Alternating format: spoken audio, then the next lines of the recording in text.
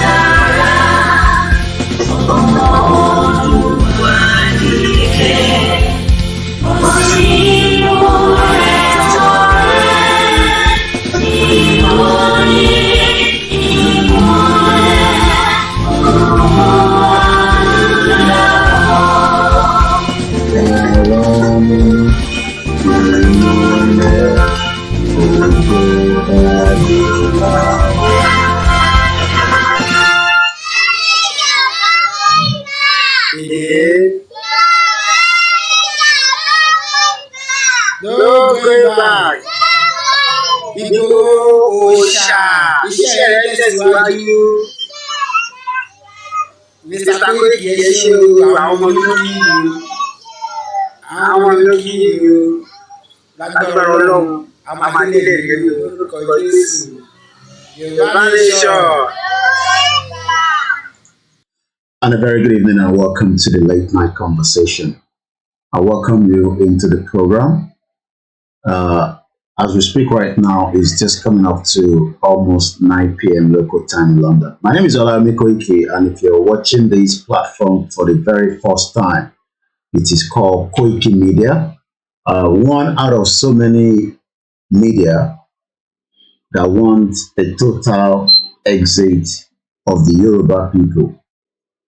I say a very good evening to all our viewers and listeners from around the world as we continue our campaign, as we continue our demand, as we continue our agitation, as we continue to explain to so many people the reason why the Yorubas must now come together before it is too late and realize that the only option we have at this particular time is to exit Nigeria.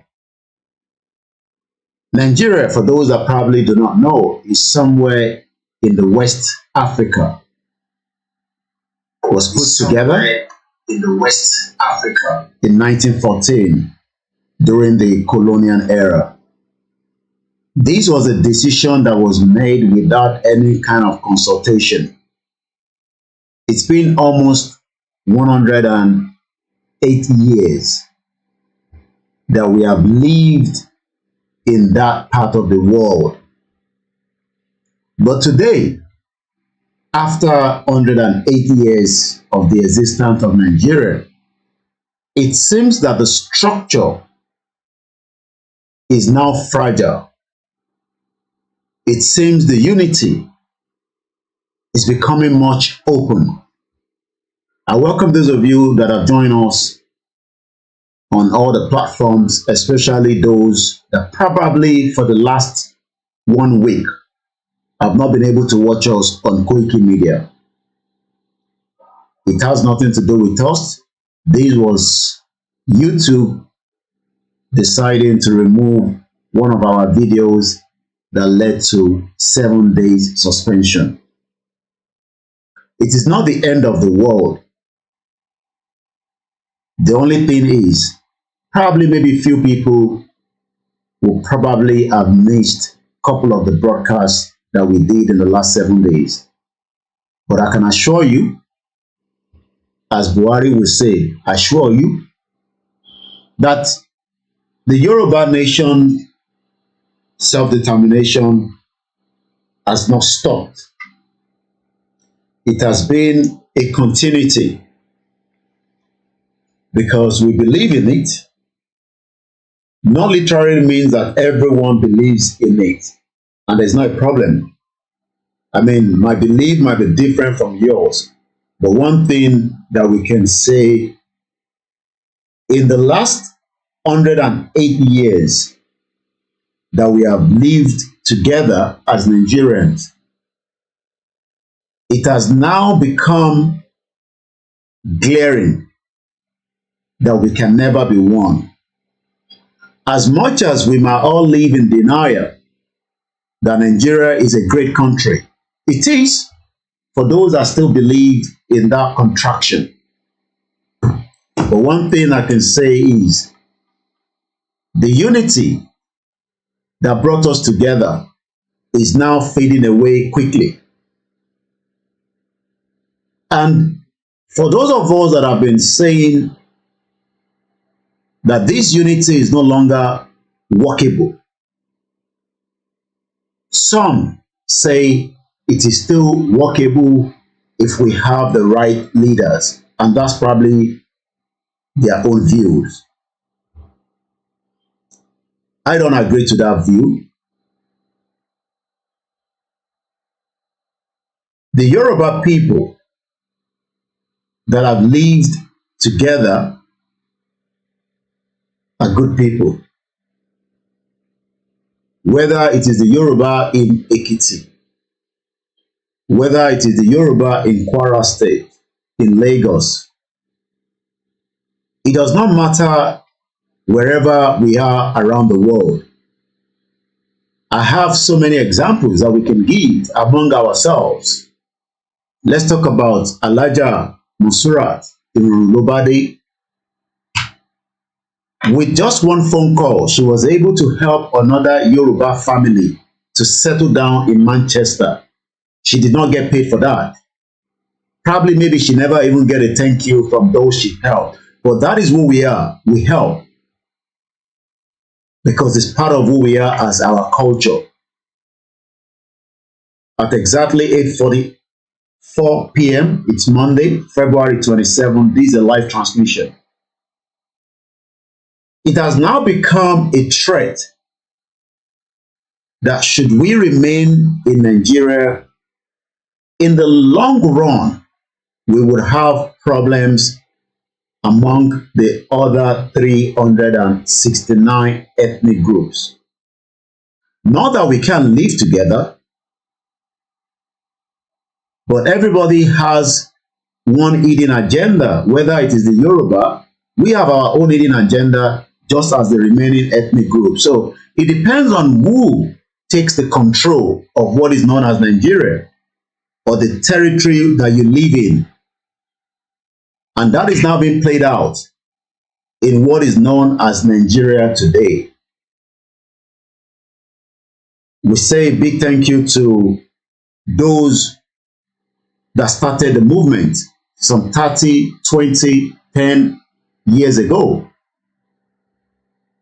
But one thing we can say is the beauty of the new kind of technology that we have means that some of us can now sit anywhere, depending on the device and the software and the communication gadget that you have, even as simple as your mobile phone.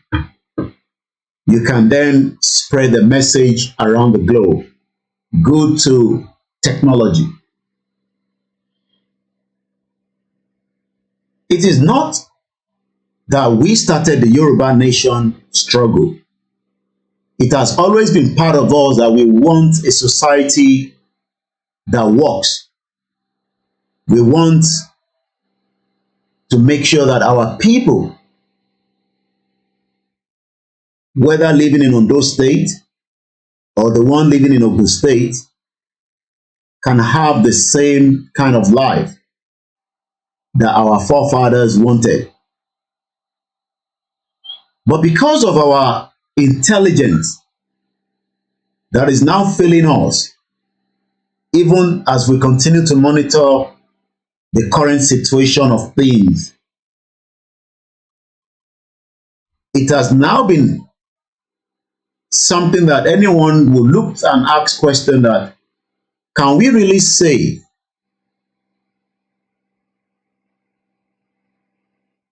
that those that were thinking that they control a particular state, they are now losing out? Because they are not probably seeing the foresight of what we are seeing. In today's Nigeria, everybody has the right to live anywhere. And let me clear this particular gray area. And I'm still going to speak in Yoruba, but I'm communicating now. When I speak English, is because I want the international community that are still present in what is known in Nigeria today. And I've been reading some of their reports regarding the ongoing fraudulent election that we totally disagree with. We have not endorsed anybody, and that is still our stand. We are Yorubas, and we are proud of that. But it does not matter how Yoruba you are, should we remain in Nigeria. Let me say this clearly.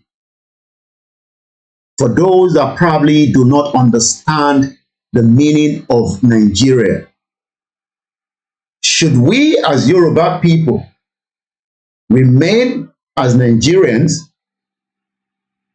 Every other 370 ethnic groups have the right to live anywhere in Nigeria, including Lagos State. Let me repeat myself again. Should we continue with that establishment known as Nigeria, as Yoruba people, but bearing the identity of Nigeria, you would have to accommodate the remaining 370 ethnic groups. So for those of you that are crying and are concerned that in Apapa, it seems that the Igbo people wants to take over Apapa, it's because we are still in Nigeria and they have the right.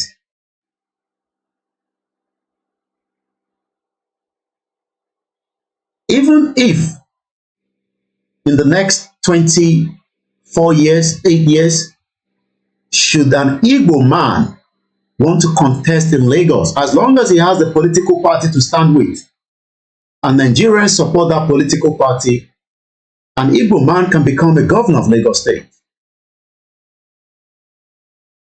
Because he's running under Nigeria.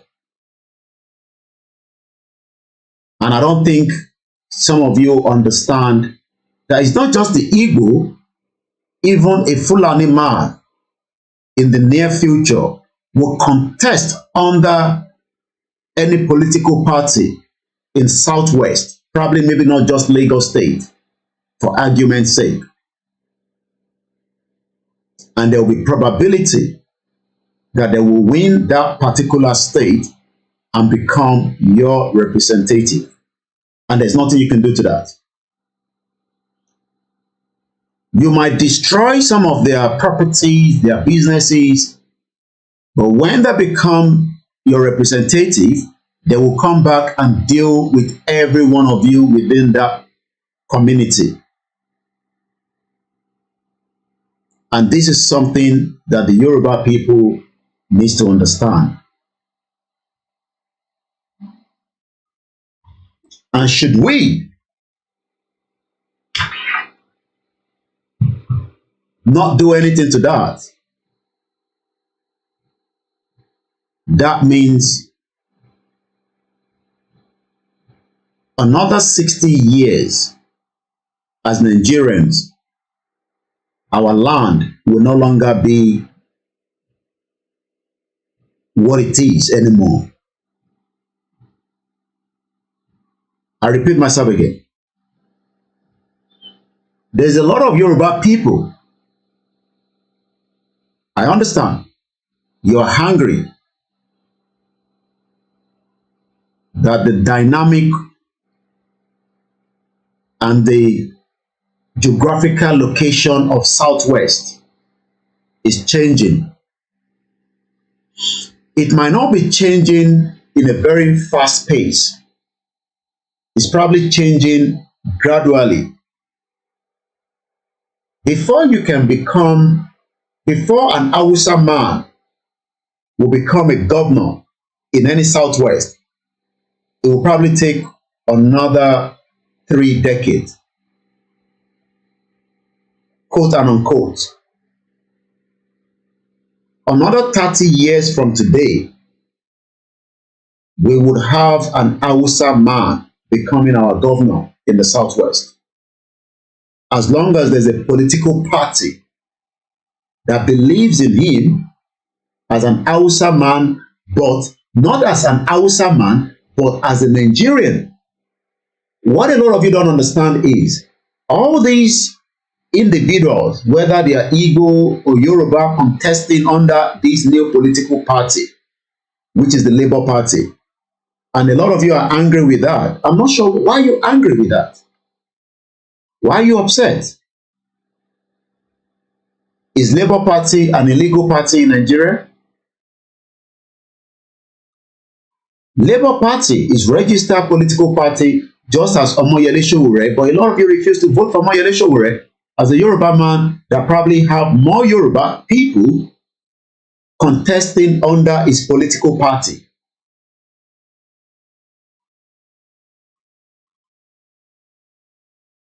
So there's nothing to be upset about.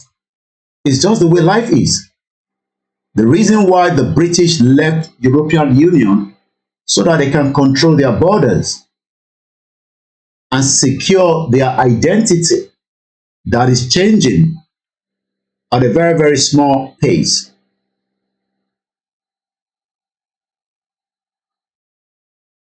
So what we are saying now is those that believe they can calculate things very well. It does not matter should we have the dynamic changing in the Southwest, even though they don't want such. But they are thinking to become the president of the Federal Republic of Nigeria. So why are you crying? You can't have it all. You want Tinubu to become your president, but you don't want the Igbo people to contest in Lagos under a political party known as Labour Party. How is that going to work in reality? And I know a lot of you in different WhatsApp groups that are mourning. And we put in ballet. You need to understand that that is just the beginning of a new change that you will witness should we remain in Nigeria. Let me explain to you what is about to happen now.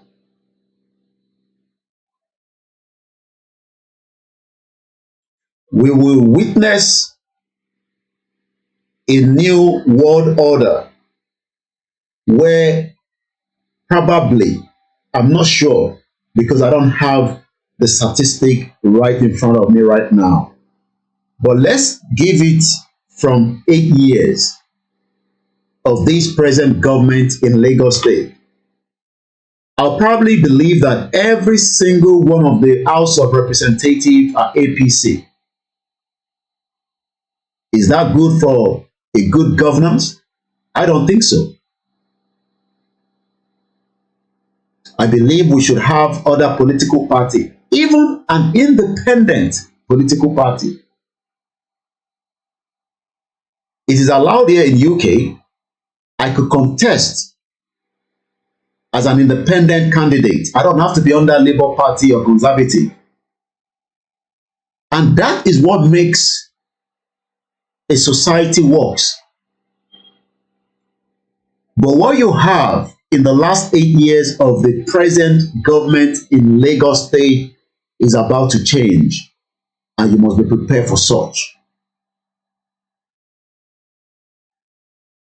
So these mimicking that is going on among the Yorubas, it is not just the Igbo that voted for the Labour Party. We have Yorubas that also voted for the Labour Party because of the stupidity of those that call themselves the elders of Yorubas, that probably disagree with our views that it is time now to wind down Nigeria, when we were telling them, okay, let's bring it down right from the Lagos House of Assembly. But right now, the Lagos House of Assembly would have to sit among other political parties, whether they like it or not. And that is not something you should be worried about. But what we should now be worried about is, are we going to see more of that in the near future? Are we going to see maybe another spring of Hausa community set up their own political party and contest in Lagos State, and they'll probably win election and become your House of Representative, and you will not be able to now chase them out of your land? So the issue of attacking the Igbo in their market is not the solution to the problem.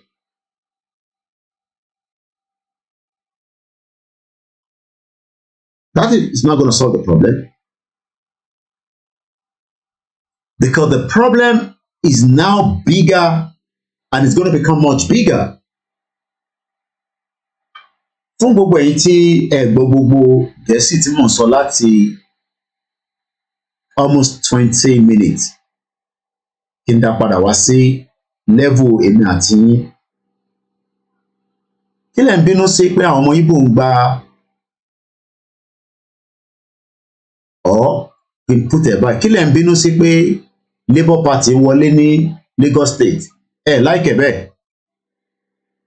Kí ló dé tẹ̀ ṣe láìkẹ̀? Kí ló ń bí yín nínú tí ẹ ṣe láìkẹ̀? Ṣé wọ́n kì í ṣọmọ Nàìjíríà ni? Ṣé òfin kan sọ pé Labour Party is an illegal political party ní Nàìjíríà?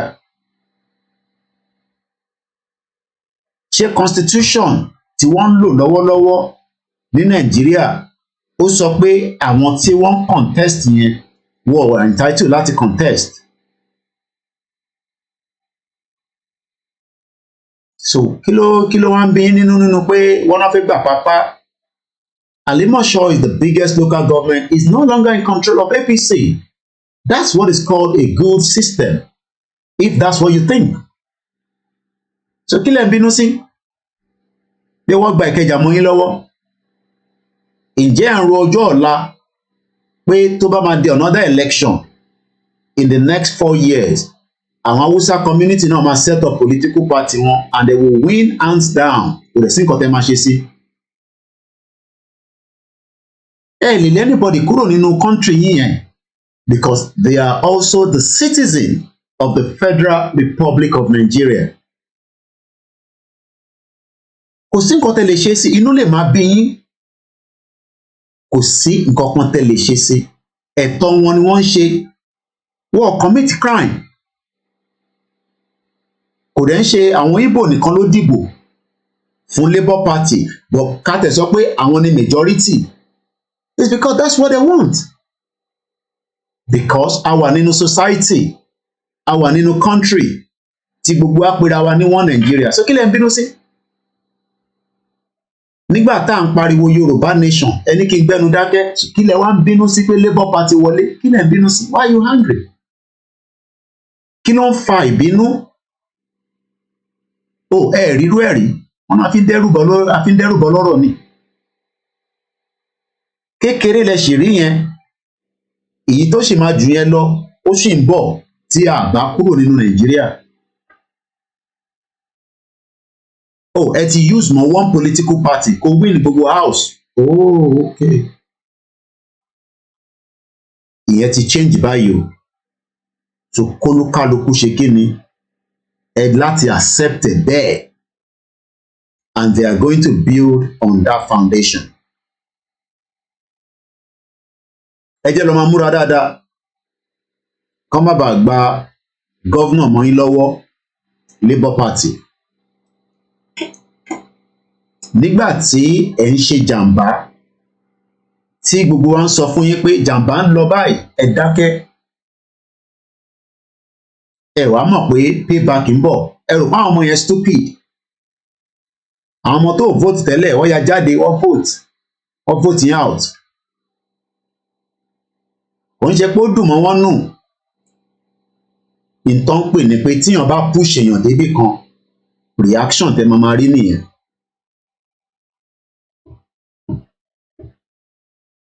Ìbẹ́ nípa àwọn ọmọ yẹn ò ní structure. Wọ́n ti fẹ́ lé gbogbo àwọn èèyàn káàkiri gbogbo state, kò ń ṣe Lagos State. So many people have lost their seat because of this Labour Party. That is just the beginning of the tsunami tó fẹ́ wọnú Nigeria. Should we not get out now before it is too late? Mo kí gbogbo ẹni tẹ́tí ń darapọ̀ mọ́ wa. A very good evening, Ìyàwó Molara Ìyàbọ̀ Ọ̀jọ̀lá and the KOKIMEDIA backup team. So don't feel angry right now. 30 years from today, Tabashi continue pa wanu Nigeria. Hausa community náà máa establish a political party. Ibi tó bá dẹ̀ pọ̀ sí, àwọn tí wọn ló máa dìbò fún wọn, àwọn náà dẹ̀ máa di representative yín ẹ̀ẹ́dẹ̀ ní lè ṣe kankan fún wọn mọ́. So ibo lọ́gbọ́n Yorùbá wà báyìí nísìn. Okay, ó sì wà ní federal níbi tí Tinubu ti máa jẹ president. Okay, very good.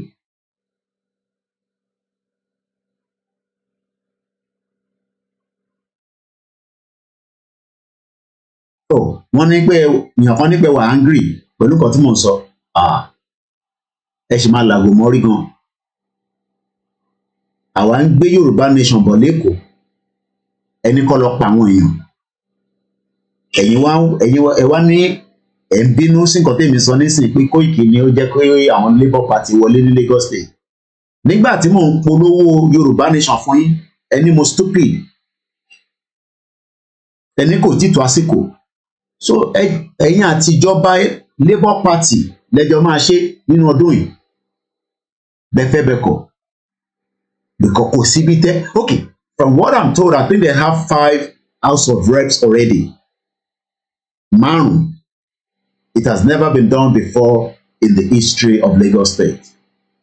Even gan PDP gan mo rò pé fún wọn láyè kó penetrate àárín yín nítorí pé olè ní gbogbo yín, oníjẹkújẹ. Tara yín nìkan lẹ mọ̀, ẹ mọ̀ tara àdúgbò. Do you know how many Yoruba people ló ní problem ní different constituency?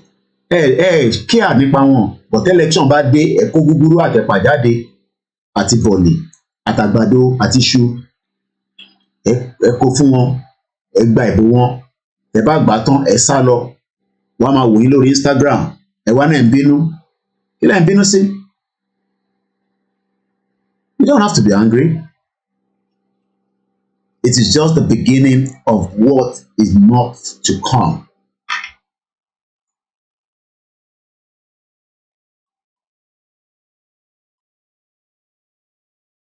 A gbé Yorùbá campaign wá sí Lagos. Sanwó-Olú ní kó pa wá. Ẹ wá ń complain nísìnyí pé Labour Party gba Sanwó-Olú ó jẹ́ lọ múra dáadáa because kékeré lẹ rí táwọn ọmọ yẹn ṣó yín. You might lose your seat as a sitting governor. And the battle is not even yet over. I told you, from the 25th up to the next 6 months, expect a lot to happen in that contraction. You're welcome to the program. It's a live transmission. So why is everybody angry? Why are you angry? We brought something into Lagos State to tap sínú ẹ̀. You throw it out. So ilé tó wà lọ́wọ́ yín nísìn, ẹ máa manage ẹ̀ until tá máa fi kúrò nínú Nàìjíríà at appropriate time. But for now, you will get used to the Igbo people or some of the Yorubas that contested under the Labour Party. You will now get used to them in the house. So gbogbo deals tẹ́ ń ṣe for 8 years, tẹ́ ń bò mọ́lẹ̀, àṣírí yẹn máa bẹ̀rẹ̀ sí tú nísìn. Gbogbo budget ẹ pad, gbogbo owó tó yẹ kó lọ sínú community kankan, ẹjọ́ máa ṣe budget ni. Tí mo tó ń bọ̀, mo tó ń pè ní government. Government tó ń ṣe tẹ́lẹ̀ kọ́ ló fi ṣe mọ́ nísìn, because it's going to be a complete different thing entirely.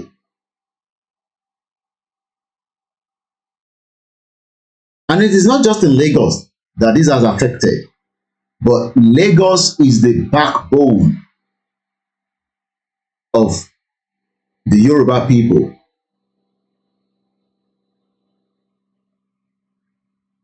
And it is not just the Igbo people that are interested in Lagos, because I have not seen the Igbo people with probably all their wealth put together have a structure like what Dangote put in Lagos State. That project, Dangote is worth $90 billion.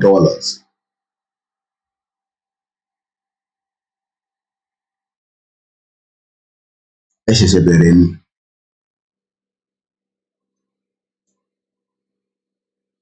The project that Dangote have is just the beginning of the game changer in the Southwest. Ìwọ̀n wáṣẹ́ níbẹ̀, Dangote ń wo bó ṣe máa rányàn tó máa di governor in another 30 years. Whether he's alive or he's not alive. These are the plans that they put ahead. So tẹ́ṣẹ́ ń bínú sáwọn Igbo, mo pẹ́ ń bínú sí Dangote náà for having that structure. Tọmọ Yorùbá ò ronú sí pé ó yẹ kóun náà nírú structure yẹn. Dangote refinery is valued at $90 billion. It's a massive project. Probably good for the Southwest, but it doesn't belong to us. Nítorí pé àwa ọ̀gbọ́n, we sold all the land to Dangote to build such magnitude project. Láwọn ọmọ Yorùbá tó ní owó tó lè kóra wọn jọ tó dẹ̀ mọ̀ pé refinery ò ṣiṣẹ́ is because we were not thinking. The North were thinking ahead of us. They are 20, 30, 40 steps ahead of us. And it is just the beginning.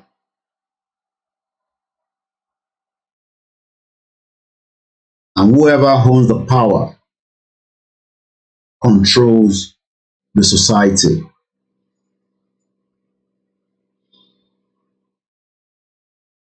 It is not yet over. It is all still hanging.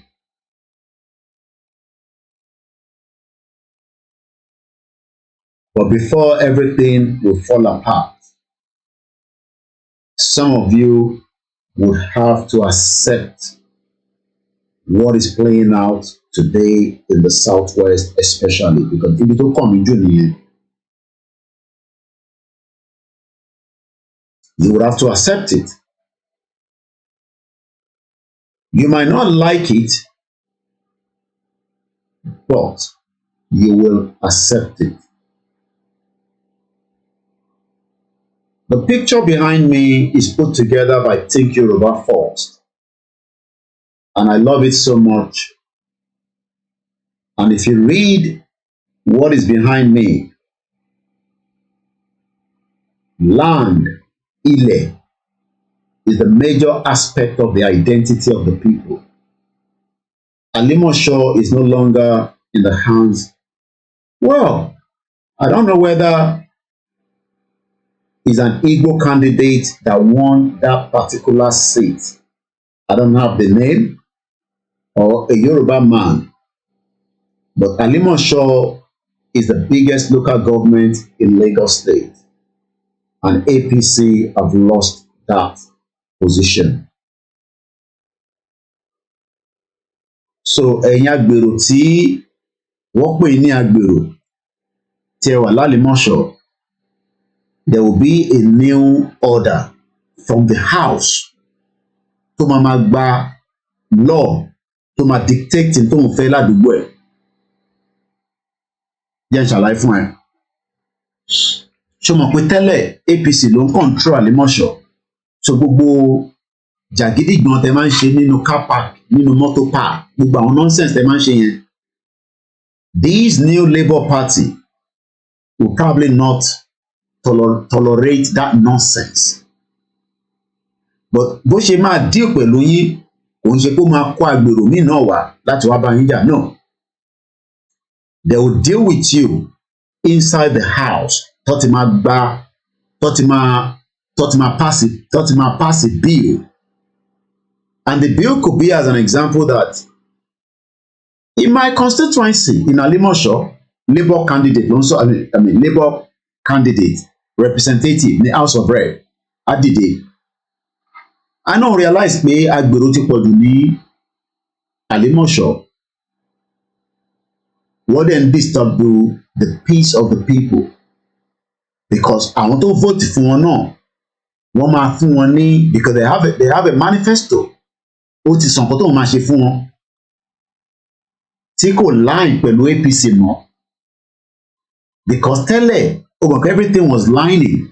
So structure tí APC rò pé òun build tó ń build agbèrò tó ń fi agbèrò oppress àwọn èèyàn, they've been able to break into that structure.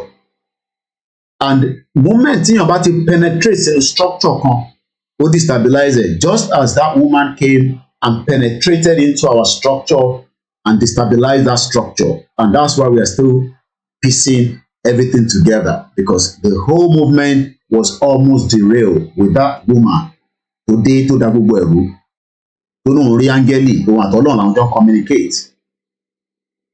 That is what is now happening in Lagos State. So let me use Alimosho as a case study. Nígbà tí gbogbo wọn bá resume padà sọ́fíìsì after the whole, because ẹ bá lọ sí court pé ẹ accept the result yẹn, ìyẹn máa pẹ́. So candidate yẹn ó sì máa àfi kẹ́yà rán àrá sí. Mo dẹ̀ mọ̀ pé àwọn náà máa dira, because that's what you all do. You do bad. You try to eliminate everybody because you believe election is do or die.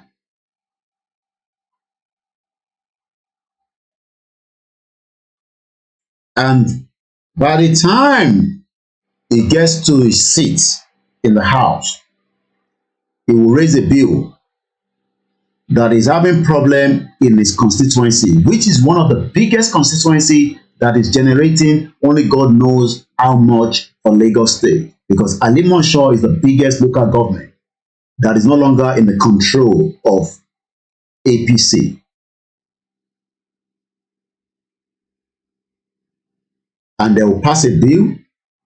The bill will probably not move fast because àwọn náà pọ̀ nínú house. Okay, so you might be lucky. The bill will probably be through because APC sì máa pọ̀ jù wọ́n lọ. But are you thinking that another 4 years wọ́n ní multiply? Tíwà tíyàwó ẹ̀ bá ń sùn nínú ilé lójoojúmọ́, tẹ́ ń sùn, àbí ìwà àti girlfriend ẹ̀ tó ń sùn, tẹ́ ń sùn, ṣòfin ìpéjọ kan kò ní dánmọ́. In another 4 years, I believe from what I heard in the news, there's about 5 candidates of the Labour Party tó máa darapọ̀ mọ́ House of Rep in Yoruba land. But it's not a Yoruba land because it's Nigeria as it is. Nigeria is still a sovereign nation. So tá bá ń sọ pé Yoruba land, àwa la kàn ń sọ yẹn fúnra wa láti fi máa dúra wa nú. That is still Nigeria. We know it's Yoruba land, but in reality, under international law, that is Nigeria. But they can now say southwest part of Nigeria. So ibi tí wọ́n ń pè nílẹ̀ Yorùbá yẹn tó bá máa fi di the next election after these 4 years, expect more probably Labour Party. Hausa náà sọ pé tí Labour bá lè ṣe ẹ jẹ́ ká mú candidate kan ká sọmù party ká tẹ polówó sí gbogbo ibi táwọn Hausa wà ní my 12 ní this ní that, and then you might even have Hausa probably 3, Labour máa lọ sókè, they'll probably become 10. Then ṣẹríwọ tó jẹ́ ọmọ Yorùbá tó wà lọ́dà APC tó sọ pé Yorùbá party ni, it becomes diminished. I'm a drop there. And within the next 30 years, everything will now fade off. You'll probably not even see APC anymore controlling Lagos State. Let me say this. If Nigeria was a country, for argument's sake, for me, it's good. I don't want PDP to run the whole chairman in the state. It's not good for governances. And And that goes with APC, AFGA, and any other state. Because each state, in your Koloma win the local government, one particular party. It is not done like that, and you will have a balanced structure.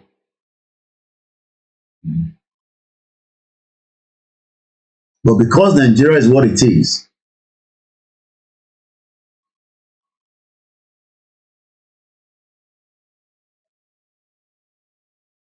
I pity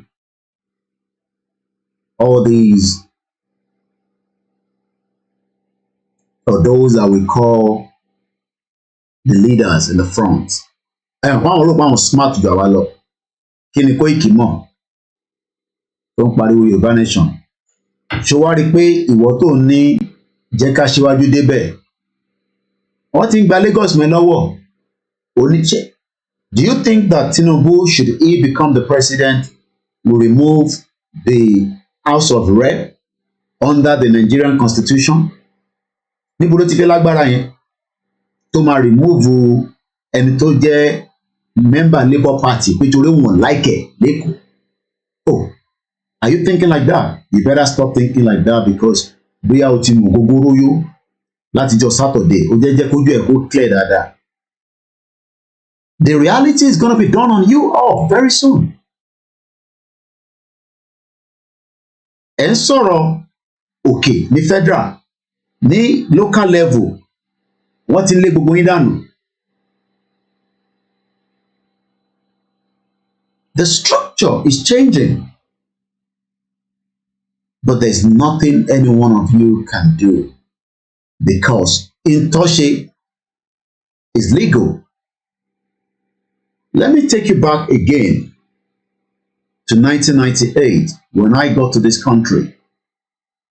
I was not given opportunity to do what Labour Party candidates are doing right now. You know the difference? Because I was not allowed láti gbé gbá ìgbò pé mo ní mo fẹ́ lọ contest. Because what if he clauses sí documenting? So èyí tí ẹ máa ń sọ pé báwo la ṣe máa deal pẹ̀lú this internal problem pẹ̀lú àwọn àti Igbo àti Hausa àti àwọn other ethnic groups tó ń gbé láàrin wa. You cannot chase anybody away. Let me put this in record. Because a lot of you think that Kabagba Yoruba nation, I can everybody law, then that means we are not working under the international law, quote and unquote. Because I'm a money problem. Pẹ̀lú àgbáyé tàbá ń ṣe bẹ́ẹ̀. Gbogbo ọmọ Igbo tó wà nílẹ̀ Yorùbá ó yá pátá ẹ kẹ́rù yín, au revoir, ẹ máa lọ. Àti ìwọ tó fẹ́ yàwó àti ìwọ tó fẹ́ kọ́. Look, it doesn't work like that in reality. Gbogbo ìbínú tó ń bínú pé àwọn ọmọ Igbo ti gbalẹ̀, wọ́n ti ṣe kí it doesn't work like that. I listen to some of my colleagues in the media. Bí àwọn understand bí kan ṣe ń work. Bó ṣe máa work, òfin ni.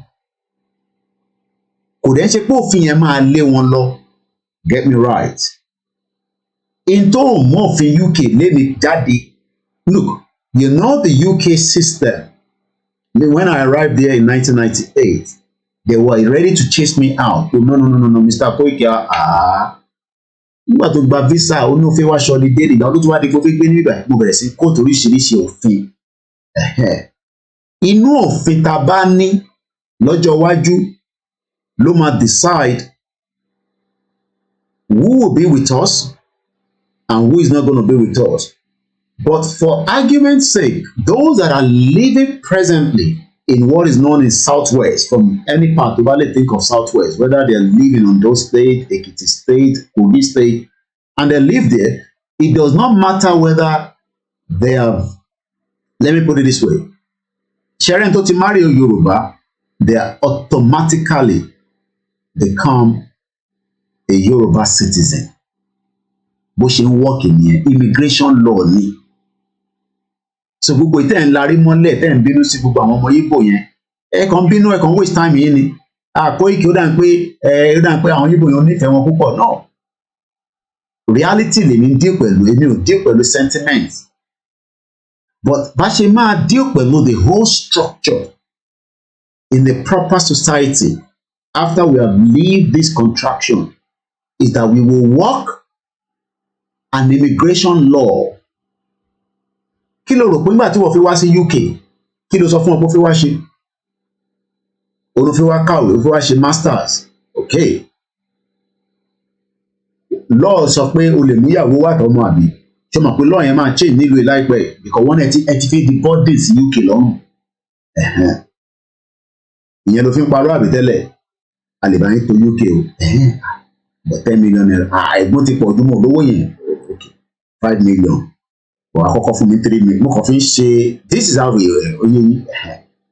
But the law is now changing in UK. It is called immigration law. Kí ló rò pé o lè wọ US anyhow? The last people to enjoy ìlú yìí, àwa náà ṣì enjoy ẹ̀ kọ́lọ́njà jẹ́pẹ́, and don't expect me to come to Nigeria. I have nothing. Happy birthday once again, Iyawa Lokai Autonomy, and those celebrating their birthday today. For those of you that don't know what is immigration law UK ni kò jẹ́ kí n ríwèé gbà for 14 years. Gbọ́ mi dáadáa. I'm using myself as an example. Kémi tó dé ìlú yìí ní 1998, wọ́n ti ní immigration law, wọ́n dẹ̀ ń change ẹ̀ bí nǹkan bá ṣe ń wọlé sí lọ́n amend ẹ̀ lọ́n change ẹ̀. Nígbà tí UK máa kúrò nínú EU, ṣòro pé wọ́n lé gbogbo àwọn ọmọ EU tó wà níbàyìí lọ ni wọ́n lé wọn lọ. Ìtọ́ ṣe ni pé wọ́n béèrè lọ́wọ́ àwọn ọmọ tó jẹ́ ọmọ EU tó sì fi gbé níbí báyìí. And this is what is going to happen when we have our own nation. So this energy tá à ń bọ̀n pé àwọn ọmọ Igbo ló fi fún wa ní problem. Look, tọmọ Igbo bá fẹ́ gbalẹ̀ mọ́ wa lọ́wọ́, a máa bá wọn jà, a máa pa wọ́n, ẹ̀gbọ́n mi, lọ́jọ́ iwájú. A máa bá wọn jà. But kò ń ṣe pé a fẹ́ bá wọn jà, a fẹ́ pa wọ́n nísìn because whether wọ́n ní intention bó fẹ́ gbalẹ̀, ẹ̀yẹn sì jẹ́ kó wá try ẹ̀ lọ́jọ́ iwájú àbí lẹ́yìn.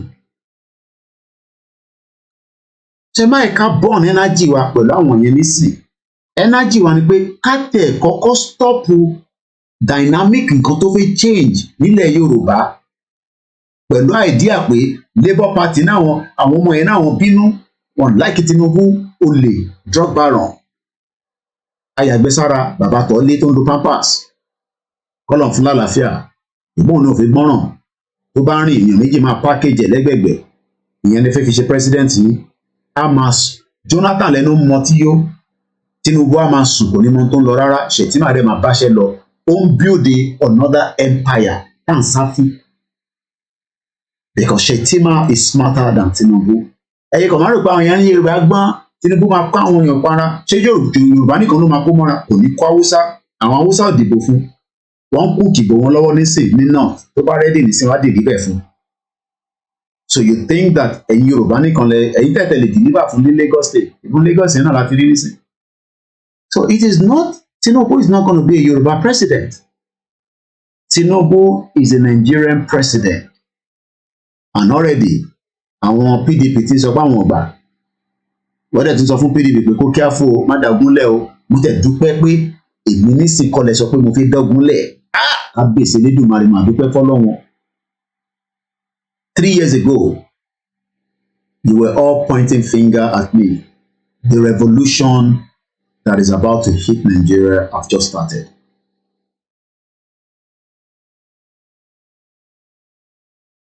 Let me go back and ask you again.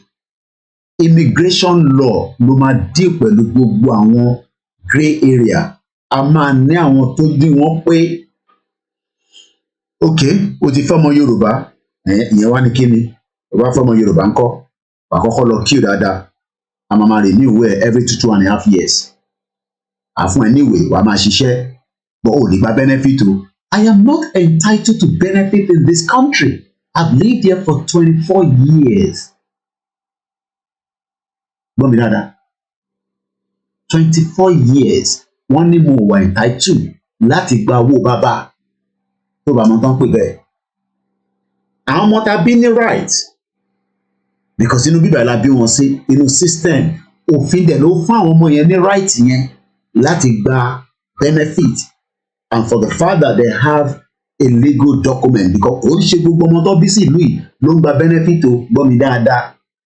Ọkàn rẹ̀ àwọn máa ń tiẹ̀ tó ń yọ̀kẹ́ tó ń yọ mílíkì ló ń jẹ́ kó máa yẹ̀kẹ́ ìmí ò lè travel tó bá ń tó àwọn ọmọ yẹn lọ sí excursion because wọn ò níwèé àǹtí ò ní sọ fún ẹni immigration law ló ń jẹ́ bẹ́ẹ̀ àǹtí ẹ̀ wá ń sọ fún ẹ pé kí wọ́n máa bá àwọn ọmọ Ìgbò jà sọ fún àǹtí ẹ̀ pé orí ò pé kò mọ tó ń sọ. I know a lot of you don't understand all this. Ẹ kàn ń gbọ́ Yorùbá nation bó ṣe ń break it down how things work in reality. It's called immigration law. Torí ẹ̀gbọ́n ẹ̀ tó bímọ sí UK tí kò wálé láti 20 years tún béèrè lọ́wọ́ ẹ̀ pé ẹ̀gbọ́n ṣe níwèé ṣá kò dẹ̀ lọ sọ́nà that country ó dẹ̀ jókòó sínú ìlú kò níwèé ni o. So immigration law will deal with everything surrounding us. Òun ló máa protect wa from being from being overrun. But should we remain in Nigeria, you cannot do anything. Ẹ lè máa bínú, ẹ lè máa larí mọ́gi, ẹ lè máa fẹ́ àgbèrò threaten àwọn ọmọ Ìgbò, ẹ lè ṣe nǹkan kan fún wọn.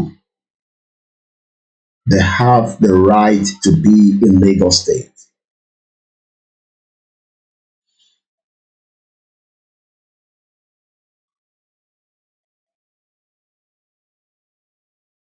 Ṣé ní gbogbo ẹ̀yin tẹ́ ń fi sentiment Ìgbò ń kọ́ sí havoc wọ́n ń kọ́ sí kínní. As long as we remain Nigerians, you cannot do anything to anybody. Because the law protects everybody to live anywhere they want to live within Nigeria. The law accept that. A few minutes. Once again, a very good evening and welcome to the program. Ọmọ Ìbàràpá lápapọ̀ ẹ̀jẹ̀ àdúgbò lọ́wọ́ ẹ̀bí ọmọ.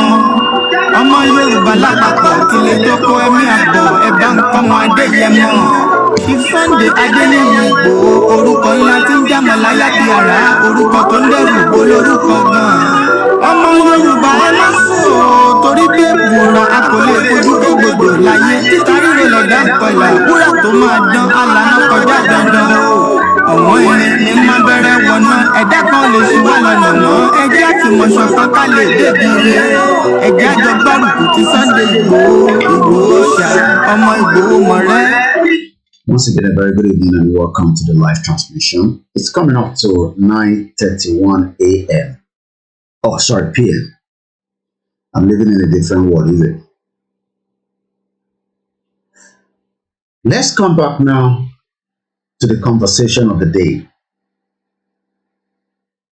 No one can stop us from our exit from location 9. Yoruba self-determination is our fundamental right.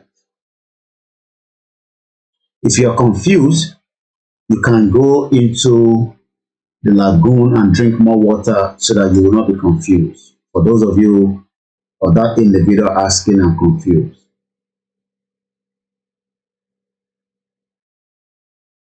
Let's come back. Ẹ jẹ́ ká padà wá sílé. Kí ló dé tí Yorùbá nation ṣe jẹ́ fundamental human right wa? Kí ni reason tí a ṣe sọ pé ẹ jẹ́ ká lọ contest? There's this narrative tẹ́gbọ́n kan máa ń send sí mi and I don't even bother reading the message anymore. Koiki àbá ní kí Ìgbòho kó ká ní political party. Tá bá ti ní political party yẹn pẹ̀lú èrò tá níyẹn and we can then contest, which is exactly what is being played out right now by the Labour Party. But what the Labour Party actually need is not this state. What they need is the top. So reaction àwọn tí wọ́n bínú sí APC àti PDP ló ń trigger tsunami tó ń lọ lọ́wọ́lọ́wọ́ ní Nàìjíríà nìsín, because it's a tsunami, but that tsunami is not going to give them the final thought, and that's where there will be break point. We understand, they were angry, especially with the Lekki toll gate. I mean, Binu.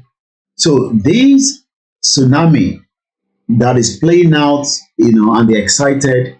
Ibi tó ṣì máa dé mọ́ nìyẹn for now. Peter Obi is not going to be the president. You know why?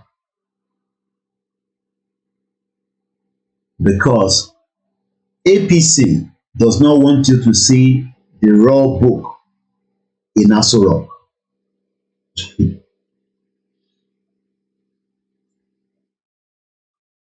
So the momentum that is going on, building around in Nigeria today, that people are excited that there's a change going on left and right. The real one that they need is Peter Obi. So all these ones happening in Lagos is just to teach Lagos State that you're stupid man, Tinubu, stupid man, Mumu man, Atole, Mumu man, with all your money, with all your IGBOHO. Imagine they still beat you hands down in Lagos State. So gbogbo yẹn is just to make you that believe in Nigeria to be angry. I am not angry. Why should I be angry that Labour Party is winning in Lagos State? Wetin concern me be that? When I was trying to bring a rally into Lagos State, we were killed. They took out guns and shot at our people. So what's my business if Lagos, if even if they like, make them chase Sanwo-Olu out on March 11 and bring in a Lagos governor under Labour Party. I don't give a toss. Maybe they'll probably give us more room for more protests after that. Because you did not want the reality. For títọ́, irọ́ òun lẹ fẹ́. Irọ́ yẹn dẹ̀ ló ń play out nísìnyí. So gbogbo energy tí ó ń play out presently right now. Good evening to everyone that is joining the broadcast, and we welcome you all. All these energy that is pushing bust up and on in state.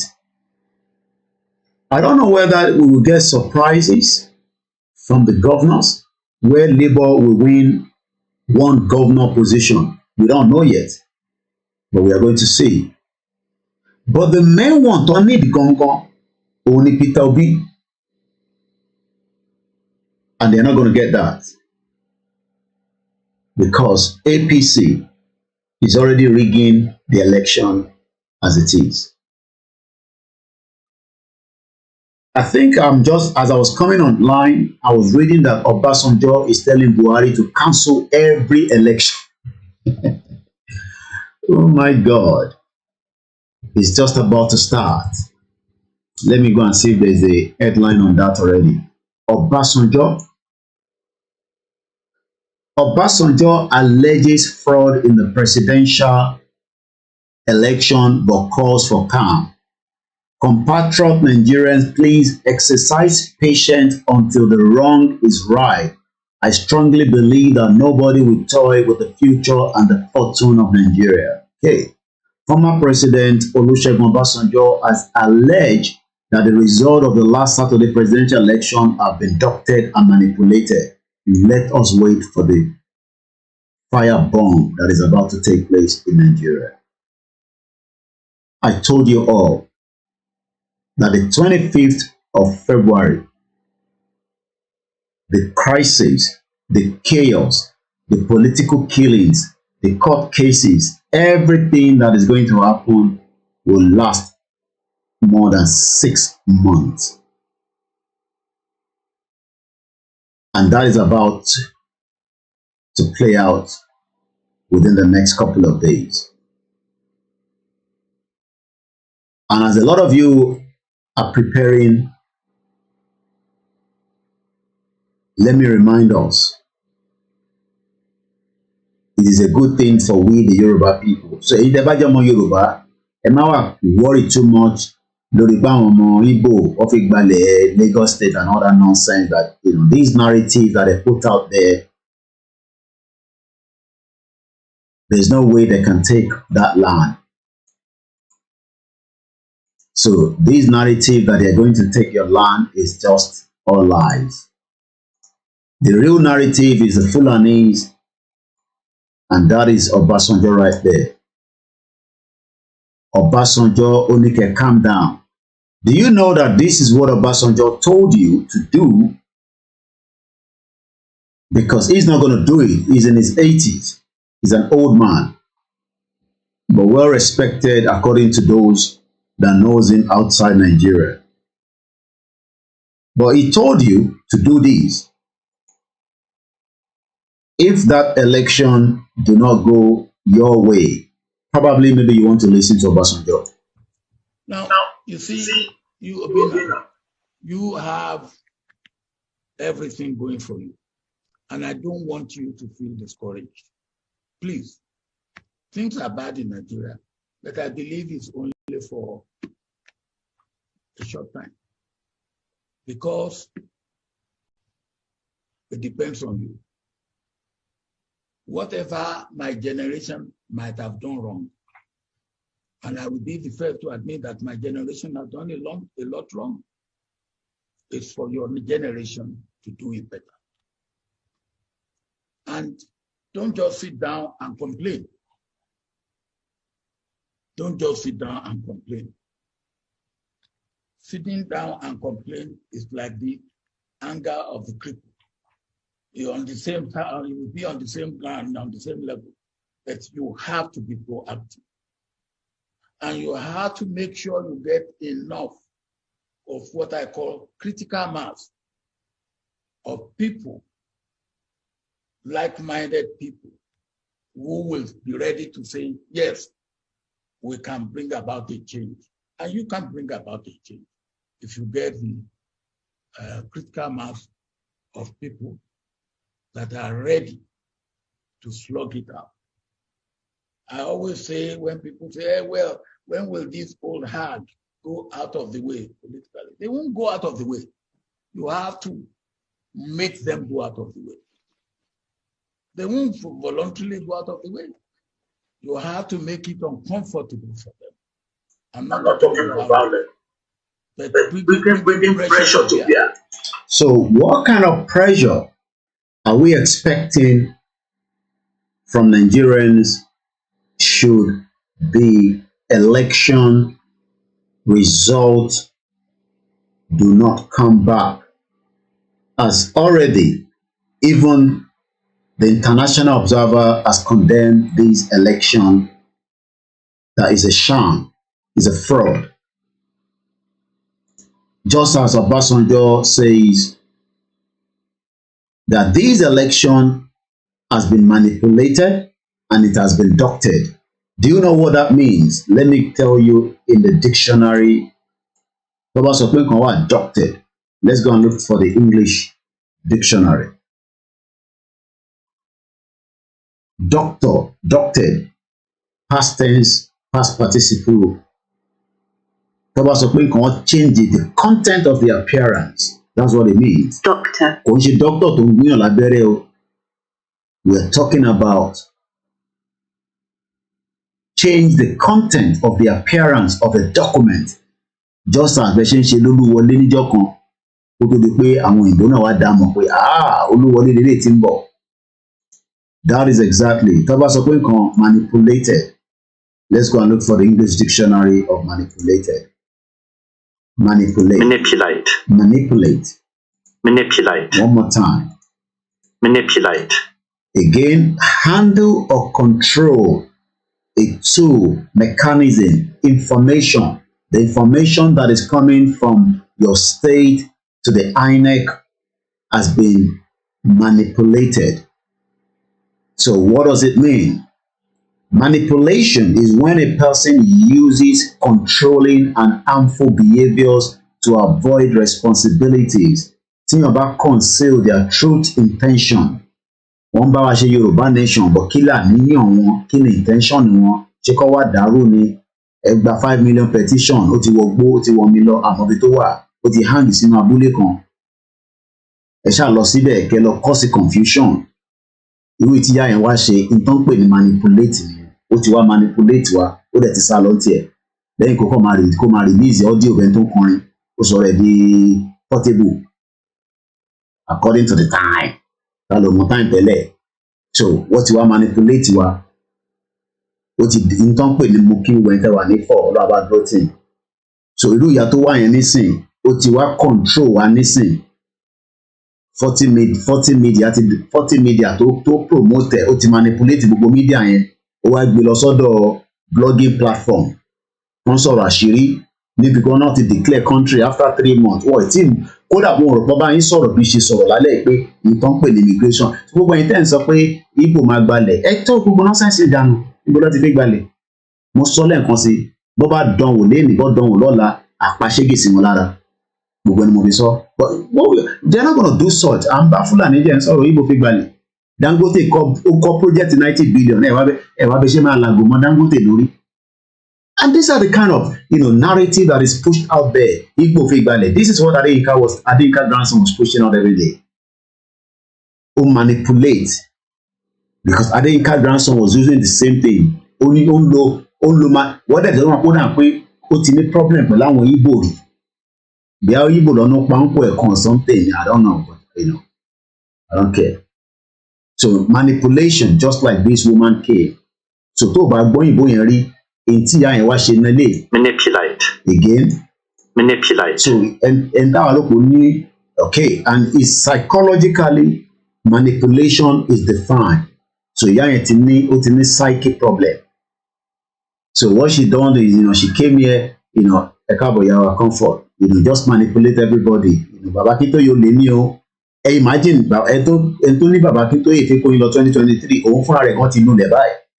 Because òun gan fúnra rẹ̀ agbègbè àjọwọ́ 2023 ni àjẹjọwọ́ election mode ni but she was manipulating and tó bá dẹ̀ sọ pé ẹ̀tọ́yàn bá dẹ̀ manipulate wọ́n máa wà very very controlling wọ́n máa wà ẹ máa rò pé bó ṣe ń sọ̀rọ̀ ọ̀rọ̀ tó ń sọ yẹn dùn bí ìgbà kéèyàn fi oyin sí according to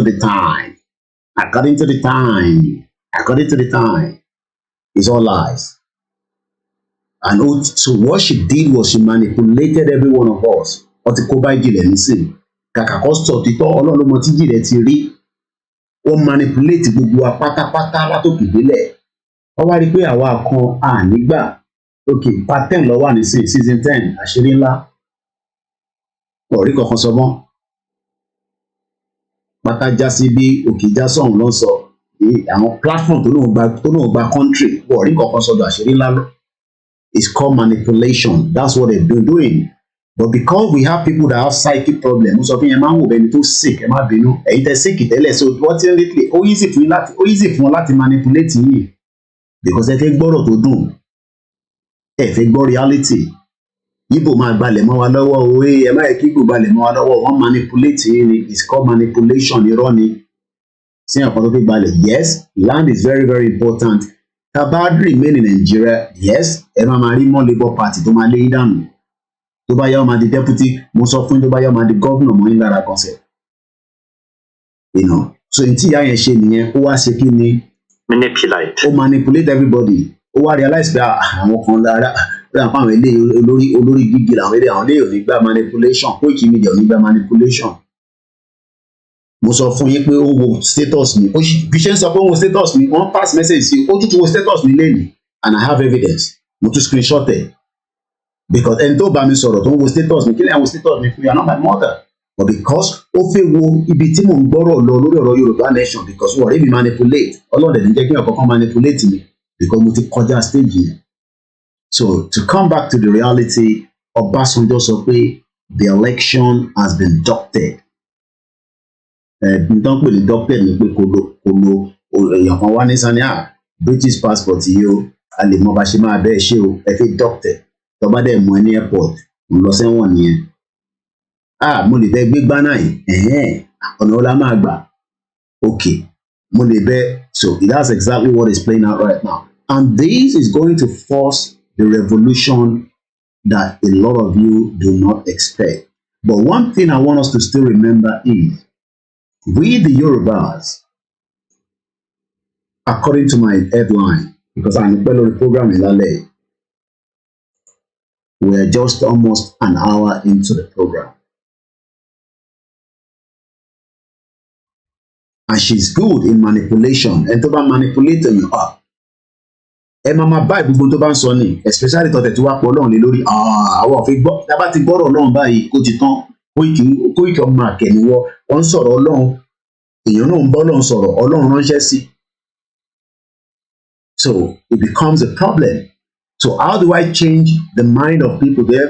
What to manipulate, what do I go on the lori right there and there? It's good, you know. I believe in God. I believe in Eledumare. I believe in Ifa. I believe in Christianity. I believe in Islam, and I also believe in astrology. Problem tèmi nìyẹn, kò ń ṣe problem tiwọ. Àwọn kan ṣe Buddhism. O rò pé sí yẹn nìkan ló ń ṣe ní gbogbo àgbáyé. There are thousands of religions. Àwọn kan igi lásán ló ń bọ. Bẹ́ẹ̀ lọ sí Mecca. Bẹ́ẹ̀ lọ sí Jerusalem. But gbogbo yẹn kò mean anything. A lè kò sí, okay, mo ti sọ̀rọ̀ Ọlọ́run nísìn, Ọlọ́run jẹ́ gbà o, Ọlọ́run jẹ́ ká gbà o. Yes, but tá bá ti wá tún gbọ́ ọ̀rọ̀ Ọlọ́run tó tún sweet, tó fi manipulate yín, ó ti tán nìyẹn. Àgbọn kankan mọ́. So we become the devil. Bọ̀bọ̀ kó ìkíni ọ̀dà ń pé ẹ̀mí burúkú kan ti wá rẹ̀ o. Ẹ bó ṣe ń sọ̀rọ̀ yá yẹn. No, báwo mo ṣe fẹ́ sọ̀rọ̀ ẹ̀? Rishi Sunak, ó ní mọ́ kíní jù ìyá tó wá manipulate lọ, ó ní bá ṣe ń gbà sí fún tó bá ṣe mistake. Alẹ́ Boris Johnson lọ. So, but because what if Ọlọ́run kọ láàrin méjì and right there and there. But this time around, àwọn ọmọ tó wà ní wọ̀ fi gbọ́dọ̀ Ọlọ́run mọ́. So wọ́n máa ya sí títì láìpẹ́ yìí. And it's just build up. But one thing that I just want us to hold in everything that we are discussing is, we are still on the right track. And there's no need for us to be upset. Bàbá wa yẹ illiterate pọ̀, oníṣẹ́jọ́ wọn náà is part of the lack of education.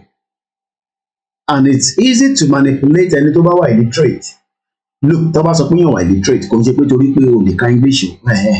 Torí Yorùbá yẹn gangan, bàbá illiterate nìyẹn. Because tó bá ń ṣe illiterate ni, right?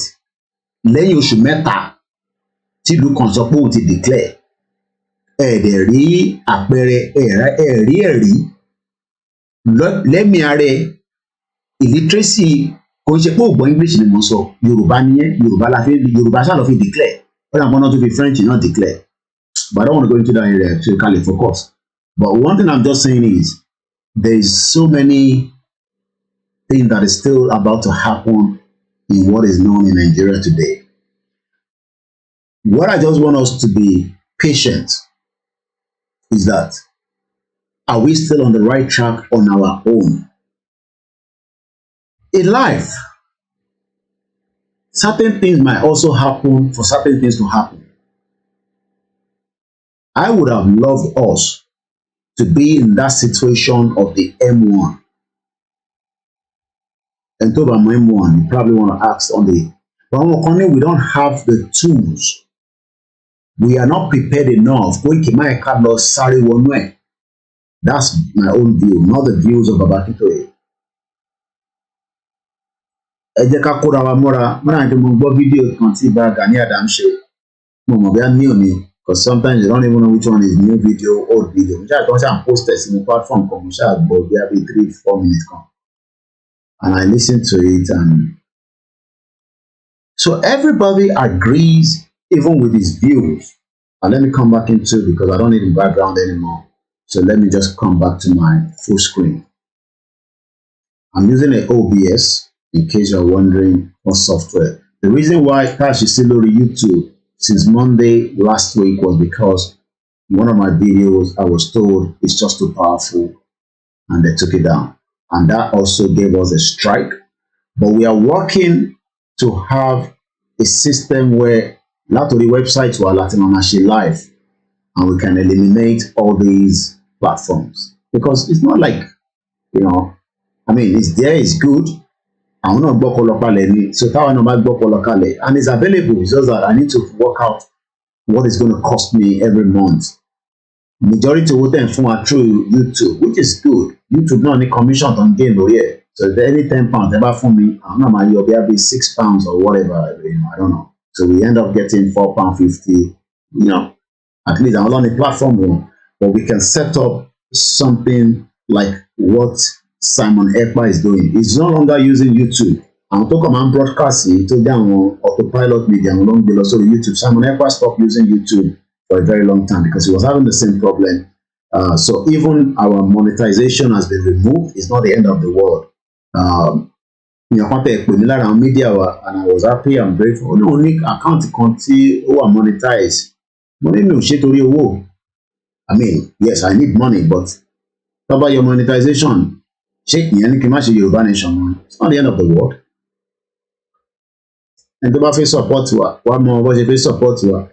Koikimedia, they put £20. You know, when send message to me, they send account number, they send £20. They appreciate it. Every little helps. So, because of fun media, when you come out, worry, you know, don't go home. Ìtàn tèmi lè ní kọ sílẹ̀, ìtàn tí Tinubu ò fi kọ, tí wọ́n fi nà lẹ́kọ̀ọ́, ẹ wá ń sunkún ẹlẹ́lẹ́yà, ẹ̀yin ọmọ Tinubu. Ìbá sọ fún yín, ẹni ẹ̀fẹ̀ gbọ́. Ẹni Yorùbá nation tí ra, ẹni kò tí tó àsìkò. Just like I said, I was listening to Iba Gani Adams lógún ọ̀fẹ́ o nínú fídíò yẹn. Everybody agrees that problem tí a fi struggle pé a fi cross hurdle, a fi cross hurdle ní gbogbo tá à ń ṣe is because ọ̀pọ̀lọpọ̀ àwọn ọmọ Yorùbá tó jẹ́ gbòógì wọ́n fọwọ́ sí. Bàbá mi Àlàbí máa ń sọ ní gbogbo ìgbà pé kẹjá bá wọn sọ̀rọ̀, ẹ pè wọ́n, ẹ bá wọn sọ̀rọ̀ lẹ́yìn, ẹ communicate. They are not interested in Yoruba nation. Criminality tó ń lọ nínú Nàìjíríà yẹn ó tẹ́ wọn lọ́rùn. Ọlọ́run fọ́run kẹ́ Larry Shitu Motors. I don't know whether he loves a Yoruba nation. Oh yeah, they take 30%. So you only 30% nínú £10. They pay me more mass. So tó bá jẹ́ £10, 30% of £10. Èló ni ẹ máa bọ́ sí. Sorry, everyone. Thank you so much. So what am I trying to say is, we are all going to leave this beautiful world. Ilé ayé ìdùn gan wàláì. Ó dùn sí ọ̀nà tó bá feel. Ẹlòmíì like obìnrin rẹpẹtẹ, you know, from one bed to the other. Bó ń ṣe ń jayé tiẹ̀ ni, ẹlòmíì lè mọ̀ tí yó £3. Okay, so for every £10 ẹ bá fún mi, YouTube náà yọ £3. So ó balance. Èmi náà mú £7 dání, èmi mò ń ṣe wàhálà. Báwọn kan náà ṣe wàhálà, àwọn kan náà ní platform.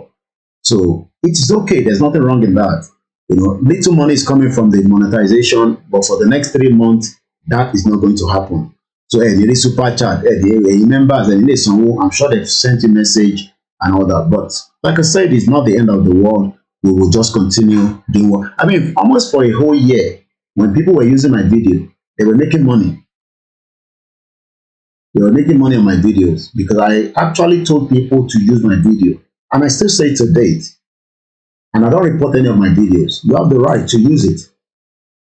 For the first almost 2 years, Wo TV, you can't do video at I'm not bothered.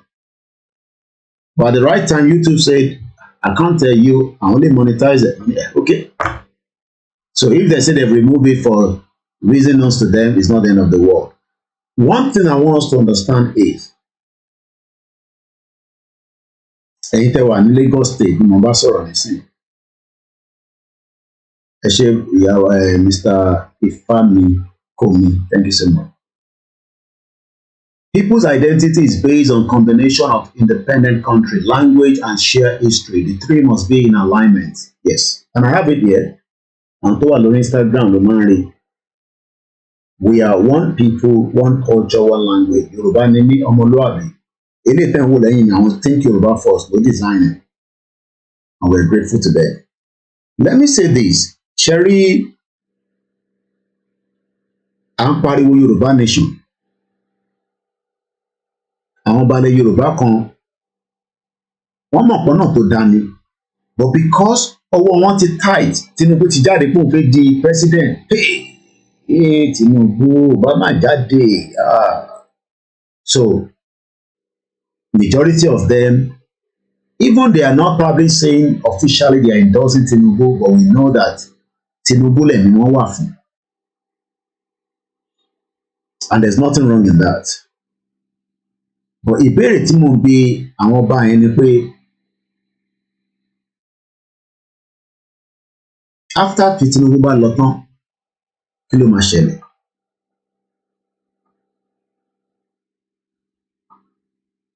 Because 8 years, I'll probably be, by the time Tinubu bá máa ṣe 8 years ẹ̀ tán, I'll be in my 50-something years old. So àwa máa pariwo Yoruba nation lọ títí. But àwọn kan expect pé tó bá débẹ̀. Oh yes, because òun náà ni mo ń ṣàlàyé àbí ẹ̀ tètè join, because our account had a strike, so they've removed the monetization for the next 3 months, so nobody will be able to send super chat or whatever. So if you want to just support, you'll have to use a direct donation, like send it directly to us, which is going to be on any of our platform. So you won't be able to do all these koikimedia and super chat. It's not going to happen anymore for the next 3 months. One thing we need to understand is àwọn balẹ̀ Yoruba, they love Yoruba nation. I'm just saying, for argument's sake. But problem tán ní ni pé wọ́n mọ bó ṣe fẹ́ gbé ọ̀rọ̀ yẹn kalẹ̀ pẹ̀lú àwọn north pé kí olúkálùkù máa dá lọ on their own. They are finding that area. Mo kàn sọ for argument's sake ni kò ń ṣe pé I believe wọn ní balls yẹn láti sọ fún north bí nǹkan ṣe ń lọ yìí kò lùkàlùkù ṣẹ́rí mọ̀ pé àwọn bá lè sọ ṣẹ́rí wọn politicians yẹn fi wọ́n sílẹ̀ tí ọba méjì mẹ́ta kan bá gbóhùn sókè dáadáa aráàlú máa tẹ̀lé wọn ó dẹ̀ máa knock politician. But àwọn ọba gùn ò fẹ́ kí Nàìjíríà kó pín lórí wọn.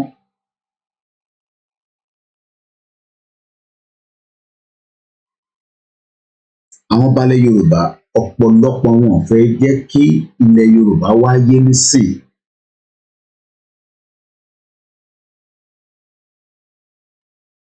And they are watching all our moves.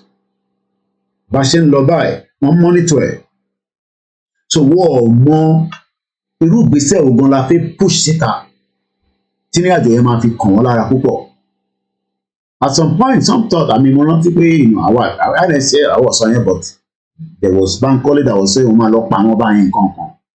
But tí aráàlú ní gbogbo ilẹ̀ Yorùbá tí wọ́n báyìí tí rí consequence ìdí tá a ṣe fẹ́ lọ, because to them ẹ fi gba Yorùbá nation torí Sunday Igboho lẹ ti fi gba Yorùbá nation, ṣe rí pé ọ̀rọ̀ yẹn stupid. Ẹni tó wà ní London láàárọ̀ yìí ó ní Sunday Igboho ló fi jẹ president Yorùbá nation. A padà jà lórí platform láàárọ̀ yìí ẹ̀gbọ́n náà ó tẹ̀ náà mọ̀ mí náà lẹ́sọ̀ ọ̀dẹ̀ bá mọ̀ kí lọ fi yẹn gbowó ní Barclays Bank ni. Nígbà tẹni tó wà ní London, only God knows how long they've been living in this country, tó ń sọ pé ìgbà tó bẹ̀ ń tún àwọn questions yẹn pé ta ló máa jẹ president Yorùbá nation. Mo ní rọ̀rọ̀ orí ilé ìkẹ́ mo tún béèrè ọ̀rọ̀ lọ́wọ́ wọn. Wọ́n ní ṣé Sunday Igboho ló máa jẹ president Yorùbá nation? Right there you know that this person has a psychic problem, only mental problem. If the person in UK is thinking in that direction today, báwo la ṣe fẹ́ deal pẹ̀lú àwọn tó wà nílé láti convince wọn pé Yorùbá nation ní wéètì ju politics ten play lọ, but àwọn ìyá yẹn àwọn obìnrin ló lọ ń vote jù yàtọ̀ sáwọn ọkùnrin díẹ̀díẹ̀, yàtọ̀ sáwọn ọ̀dọ́ tó jáde nísìnyí tó ń bínú, àwọn yẹn náà ń bínú lórí gbogbo pressure tó ń bọ́bù bọ̀ láti 2020 lọ́pọ̀ àwọn ọmọ yẹn nílé akíntògè. So àwọn yẹn ti ń retí pé ṣẹ́rẹ́ àwọn èèyàn lè wait kí election dé kó destroy both PDP and APC, wọ́n lé gbogbo wọn hands down. But agenda àwọn gangan òun ni Peter Obi, agenda yẹn ò dẹ̀ ní wáyé. and that is going to bring a lot of problems. Lórí àwọn ọba wa, in tèmi rí ńbẹ̀ ni pé they know that the way forward ò ní pé kí ilẹ̀ Yorùbá padà síbi tó yẹ kó wà. But what if we are involved in too many things tí kò jẹ́ kó wà involved? I won't be surprised tọ́ba mi bá ń ṣe ṣìnà burúkú gidi tó jẹ́ pé evidence ẹ̀ wà and they can use that to disgrace it. Jẹ́ mọ̀ pé generation tá a wà nísìnyí ó yàtọ̀ sí generation ti tẹ́lẹ̀. Ìmíì ti gba contract tó ti destroy ilẹ̀ Yorùbá. Whether too many crimes, wọ́n ní èmi ò dárúkọ, but I'm just saying that some of them have got involved in too many atrocities ọwọ́ wọn ò mọ́ rárá. Ẹ̀dẹ̀ wọn pẹ́ ní tọ́wọ́ ọ̀bá mọ́, tọ́wọ́ tèmi náà bá mọ́ nísìn, mo gbọ́dọ̀ máa wá nǹkan kan tí máa fi cover ara mi. Àwọn ọjọ́ tó jáde lálẹ́ yìí kọ́ lè bá àwọn tó mo ṣiṣẹ́ Yorùbá nation mi. Bọ̀ nínú ilé mi, àwọn ìyàwó mi akọ́ máa rẹ́rìn-ín fún wọn bàbá ẹ̀. Má ṣe o. Ibi tí wọ́n parọ́ fún wọn. Má ṣe o. Àwọn èèyàn dẹ̀ rò pé èèyàn gidi ni ẹ́. Jẹ́ mọ̀ pé tí bá ń parọ́ fún yín, èèyàn kan gbọ́dọ̀ mọ̀ ní àárín inú ilé mi pé irọ́ ni mò ń pa.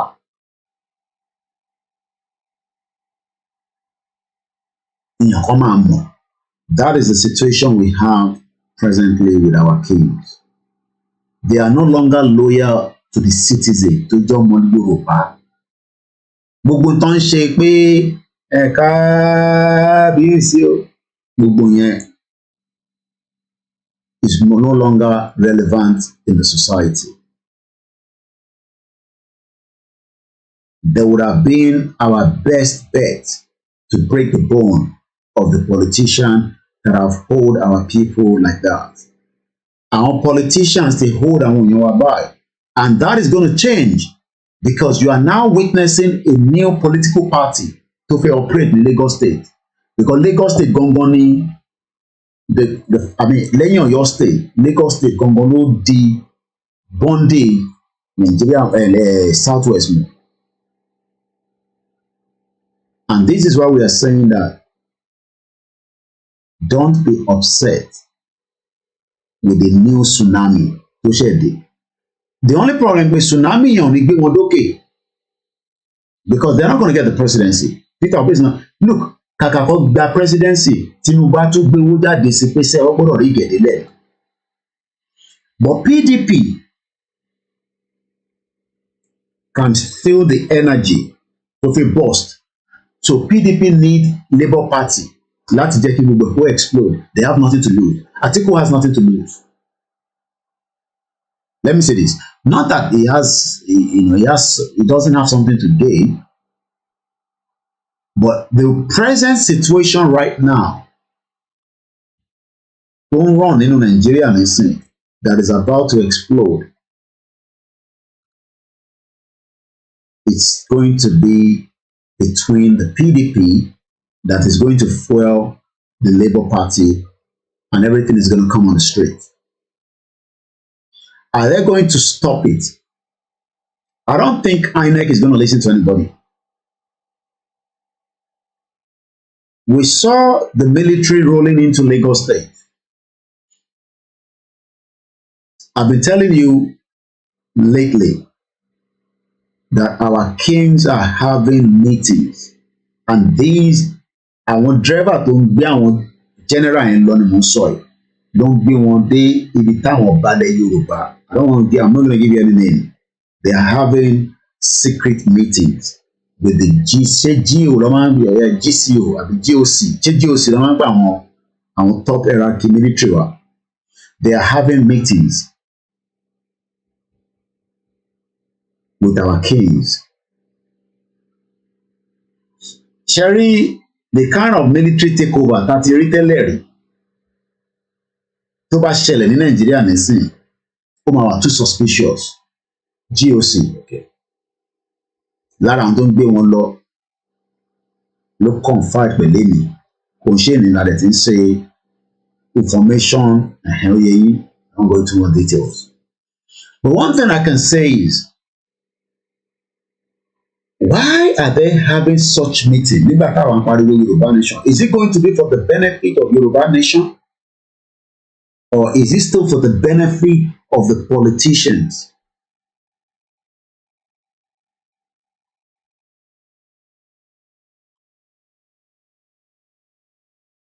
Our land is going away from us.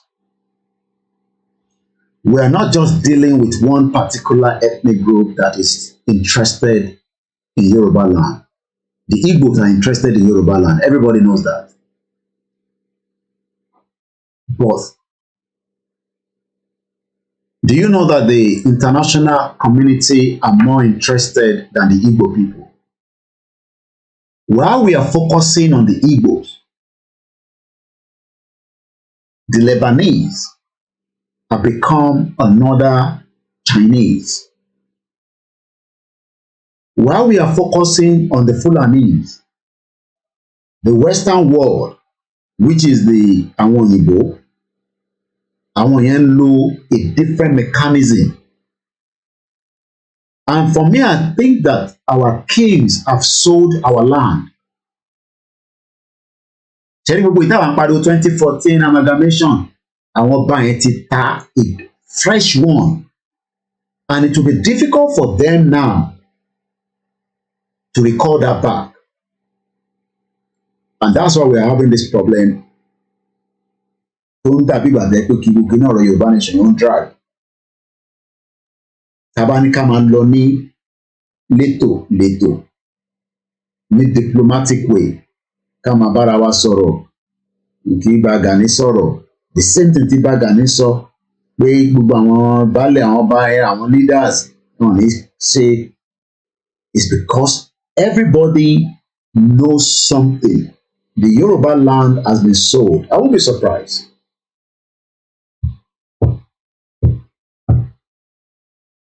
Wọ́n ti talẹ̀ Yorùbá padà. Gbogbo ìtawà ń sọ pé amalgamation has expired. But we have already been recolonized.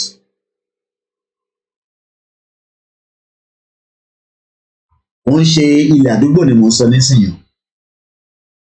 Pé wọ́ralẹ̀ lówó dé, wọ́ralẹ̀ kan ní abúlé kinní kan. No, I'm talking about the whole Yoruba land. Wọ́n ti tà padà. Àwọn tó wá tà fún nìkan la mọ̀ nísìn. Bí a Chinese nìkan ló tà fún ni, bí a Pakistani ni, bí America náà rà nínú ẹ̀ ni, bí a Britain ni, bí a Germany ni. But all these are sold from the king's side, but the politicians at the middleman, there's always a channel of something. Okay, mo ní mọ́tò ní sí mo fẹ́ tà, mo gbé sórí ibi tí mo ti fẹ́ tà. So we now have different channels of people that is in control. Because as an example, kí ni wọ́n ń gbé góòdì Ọ̀ṣun state kúrò nínú state wa fún? Ṣé bàbá wa Ọọ̀ni of Ifẹ̀ wọ́n ò gbọ́ rárá pé ládùúgbò kan nílẹ̀ Yorùbá nínú stéètì níbi táwọn wà tí tó ń dé ọba lé lórí, àwọn Chinese kan wọ́n ń gbẹ́lẹ̀ mẹ́sẹ̀jì ò dẹ̀ dé palace ọba. Lágbára Ọlọ́run kọ́lọ̀ ń ṣọ́ wa dọ̀la lọ, màá gbá fídíò yẹn lórí channels. Ìyàwó mi ló sọ fún mi, èmi ò tí ì rí o. Wọ́n ní bó ṣe wà bẹ̀ yẹn bí 8 months wọ́n destroy gbogbo bẹ̀. So kò sọ́ba kankan tó gbọ́ pé àwọn kan wá kùsà continuously for 8 months kò dé ọ̀dọ́ba. The Yoruba land have been sold. And the fight that we are fighting, they know it is the right thing. Wọ́n mọ̀ pé ó wà justifiable. Ó wà lórí TVC náà. Okay, màá wà lórí TVC àti mo mọ title ẹ̀, but I hope I can find it, by doing a search. Ẹni tó bá dẹ̀ ní lọ́wọ́ ẹ bá mi send ẹ̀ sórí any of my WhatsApp line.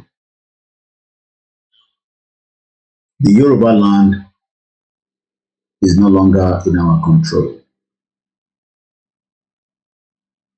Every title yẹn máa sáré check anything, but tabari ẹni tó lọ àpilẹ̀ mo fẹ́ pẹ́ lálẹ́ because I've run a very long show and I want to get to bed so that I can be strong and come back tomorrow.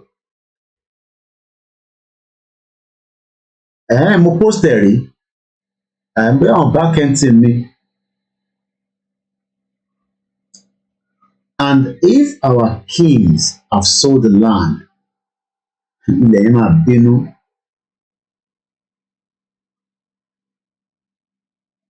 Ilẹ̀ yẹn fúnra rẹ̀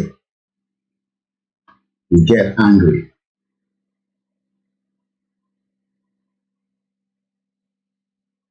And as we are fighting, we have Mokinada Yalal Barika Yalode. A lè máa pariwo self-determination is our right. Àwọn balẹ̀ Yorùbá mọ̀. Ọ̀ṣẹ́ kò ń ṣe pé wọ́n ti tún wa tà. Tí ó dẹ̀ ní oríṣiríṣi clause lé lórí.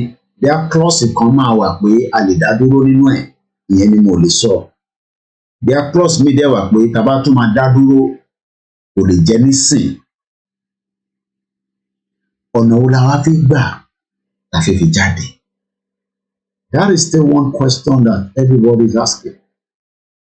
Koiki, ẹjẹ́ ajẹ́ kí Tinubu débẹ̀, bá débẹ̀, ayọ̀ wá kúrò ní ewu táwa nù ẹ̀. Àwọn kan nínú ìwé ìmọ̀ nínú ìyẹn lè bọ́ síbi irọ́ ni, ẹ má fi yẹn tà wá. Àwọn kan ní ẹ má tí ì dájà lẹ̀ o, ẹ bá dájà lẹ̀, ta ló máa kó gbogbo wàhálà tó wà nù ẹ̀? And this is where we are right now. Àwọn kan ní a máa consult gbogbo ara wa, gbogbo àjọ máa sọ̀rọ̀, àjọkò sórí round table. Àwọn ọ̀rọ̀ bẹ́ẹ̀ yẹn kò ń ṣọ̀rọ̀ tó ń yà. Gbogbo àwọn ọba yẹn kọ́ ló ń bára wọn ṣe o. Gbogbo ọba ilẹ̀ Yorùbá kọ́ ló ń bára wọn ṣe o. Lójú wa, it could look like that, but gbogbo wọn kọ́ ló ń bára wọn ṣe. But something that would trigger gbogbo wàhálà is already showing it. Apart from the election, kò sífẹ̀ẹ́ láàrin gbogbo wa mọ́ ní Nàìjíríà. Irọ́ ni gbogbo wa ń pa fúnra wa. Àtọmọ Yorùbá, àtọmọ Ìgbò, àtàwùsá, àti àwọn ẹ̀yà tó kù. We are all living in denial. So gbogbo ẹ̀ kàn bubble left right, bubble left right. Wọ́n ti pa ọ́, ta ló pa kẹ̀? Ọmọ ẹ̀ náà ló pa sínú ilé, àkílódé? Ó fi gbowó lọ́wọ́ ẹ̀ ní ọ̀rẹ́rọ̀. Even within ourselves, there's so much danger. And I can only pity those that cannot see the long run. We will not get tired. This is what I do best. I will bring it to you, Egbo, Emulo. But if you mọ̀ pé the push, ilẹ̀kùn tí mò ń kàn yẹn, mo fẹ́ kàn dáadáa again. I'm not going to abuse any kids. No, I'll be stupid to do that. Bàtà àkọ́kọ́ bẹ̀rẹ̀ tí mo ń bí wa yẹn la máa ń sọ̀rọ̀ sí wọn. But I know that the time will come that everybody will not listen to anybody anymore. Ẹni gbogbo ilé ta ṣe ń ṣe, tá ń listen, tá ń ṣe, ó bá dé stage kan yẹn kọ́kàn ní gbọ́n kankan mọ́. Ìgboro akọ̀ máa dàrú ní left right, ẹ̀kọ́ máa bẹ̀rẹ̀ kí ló ń ṣẹlẹ̀, àwọn èèyàn ní àwọn bínú. Ṣé àwọn pé ìtàn tá a bá fẹ́ bínú? Àwọn balẹ̀ Yorùbá náà ń ṣètùtù. Ẹ̀dà kankan síta kó dàbí ẹ̀rọ kí ni wọ́n wálẹ̀. Ìbílẹ̀ Yorùbá ni. Ìbáwa náà ni, ìbí Yorùbá ni wá. Sẹ́yìn rò pé gbogbo bá ṣe ń bínú left and right yẹn. Ṣé rò pé àwọn náà ni máa dà kankan sílẹ̀ pé kí ló dé láì kọ́ tí ì dà kankan rówó. Àwọn náà máa ṣe bẹ́ẹ̀.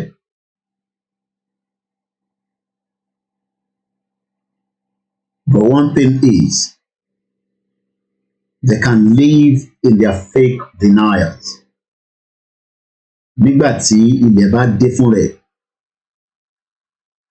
tó fẹ́ protect àwa tí à ń complain, maybe not me but àwọn tó ń kọ̀ because look èmi ti jẹun yó. Ìyàtọ̀ kan ní pé ìwọ tó ń wò mí last owó ẹ̀ ló fi ra data lálẹ́ ní kò tẹ̀ kọ̀ gbọ́ kó ìkíkà rẹ̀ tẹ̀ wálẹ̀. Ìjọ tó bá lọ rí owó yẹn spirit kò akọ̀wọ́nú ẹ̀ tó máa fi ṣe tó ṣe tán kan sẹ́ ìwọ́gàn nímọ̀. That stage is coming, is building. Lobby pẹ̀lú àwọn wo. I'm happy that at least the international observer is saying that the election is flawed. She titled it here, How Chinese and Other Destroy Osun State Community Illegal Mining. Let me copy that and then look for that on. Thank you, Otumba Shegonisa.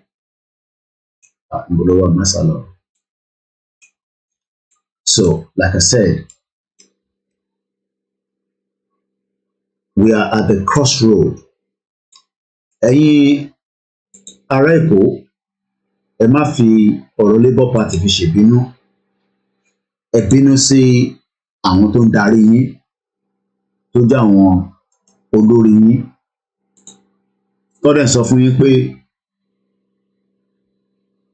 okay, I've seen it. But àní nílò lálẹ́, ẹ jẹ́ kí n lò lọ́la kí n fi ṣe program mo ti rí. Orí journalist angle gan ló ti jáde. Special report how the Chinese order destroyed 8 days ago. So ẹ jẹ́ kí n share síta. Mo nílò lálẹ́ because I want to make sure I leave here in 12 minutes. Mo nílò ìgbà call ẹ má bínú, but we'll be out again tomorrow. So gbogbo ẹ̀yin tẹ́ rí wa, the KOKIMEDIA is back. A máa kọ̀ máa update channel wa ti tọ́dá wọn yẹn, the backup. A máa post tí bá ṣe tán nísìnyí tó bá dọ̀la, máa upload the video, máa upload ẹ̀ síbẹ̀. We don't need to go live in the boat because I want to be very careful because I don't know how this algorithm works until I'm able to set up my own proper website. I don't know how much it's going to cost me. Maybe when I know, I might come back and say, hey, Yomi, a support to a captain integrate the website to a live stream. And then we'll just start a video like this and until we move everybody there with, as long as the party fake bomb, it don't matter, it doesn't have to be YouTube, at least they bomb the website work. So I'm working on that as soon as I know the cost. There must be one of me every month in my work platform to integrate properly so that we will comment in and then we move on to a new system. So we work on that. Thank you so much. Again, share video yìí síta fún ẹni tó bá fẹ́ lọ gbọ́ as well. Again, share, my share sínú. I will go on. I'll talk about it tomorrow. Mukia Tobimilama, welcome to the program. Okay, Obasanjo ti sọ̀rọ̀. Okay. I think I'm seeing a video of Obasanjo. Kí ló sọ? Ó sọ̀rọ̀ lórí channels. Okay. Check out what video Obasanjo yẹn àbí ká pass it 10 minutes. Kí ló bá adé tó fi sọ náà láti sọ lẹ́ẹ̀kan. Bí a kì í kọ́ play sound ẹ̀ láti bí báyìí. Wọ́n ti bá ń share video yẹn lọ.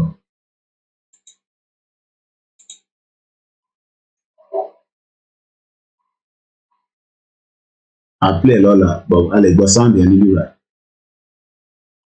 Appeal for caution and rectification.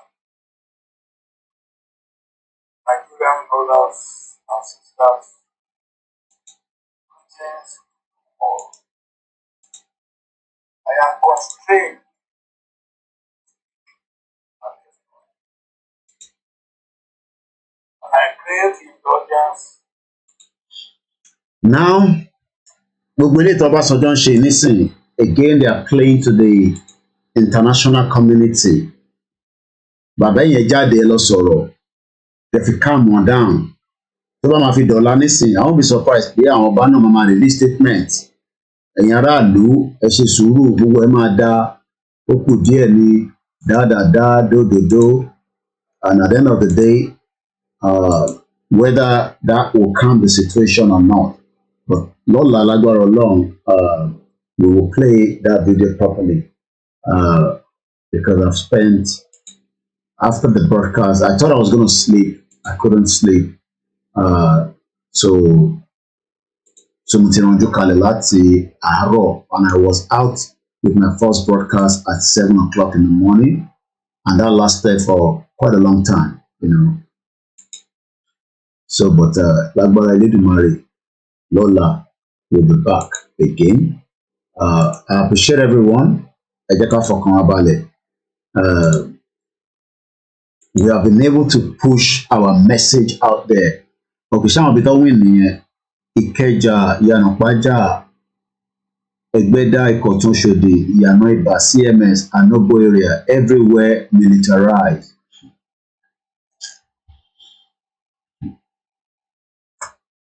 Ọlọ́run bá aṣọ wa. Ànírí wàhálà ní ilẹ̀ Yorùbá. Bọ̀tẹ́ mọ̀ pé yẹn ti bá ti sọ yẹn, wàhálà fúnra rẹ̀ wọ́n ti build ẹ̀ láàrin wa.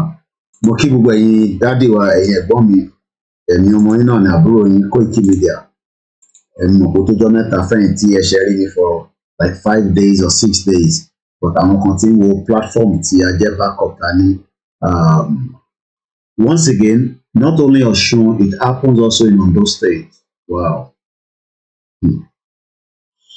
As I leave you again, ẹ ṣé gan ìyá mi, Ìyálóde, ìyá náà ta, ẹ̀dọ̀ ẹ ṣé gan mọ́ mi, grandma. Mo kí gbogbo ọmọ Yorùbá. We continue to pray. Prayer is good. Kí wọ́n má kó wa lẹ́rù ẹlẹ́nkẹta. I just hope that our king have not negotiated anything on us. But gbogbo kìíní ìyá máa mọ̀, ó lè má jẹ́ ní straight away. It could be another 30-20 years. Gbogbo àṣírí tó bá wà tí wọ́n fi dé gbogbo ọmọ Yorùbá mọ́ inú bondage. Àṣírí yẹn máa tú síta. And these are the things that would eventually lead to either the so much issues to máa jáde. But for the time being, let's remain focused. It's good for those of you that want to go and listen to all these àṣírí ńlá tó ń sọ, probably just to take your mind away from other things. But in reality, the content we need now is just to continue to remind our people, Igbo lè gbalẹ̀ Yoruba. So gbogbo narratives is just manipulation. Igbo, they cannot take the Yoruba land.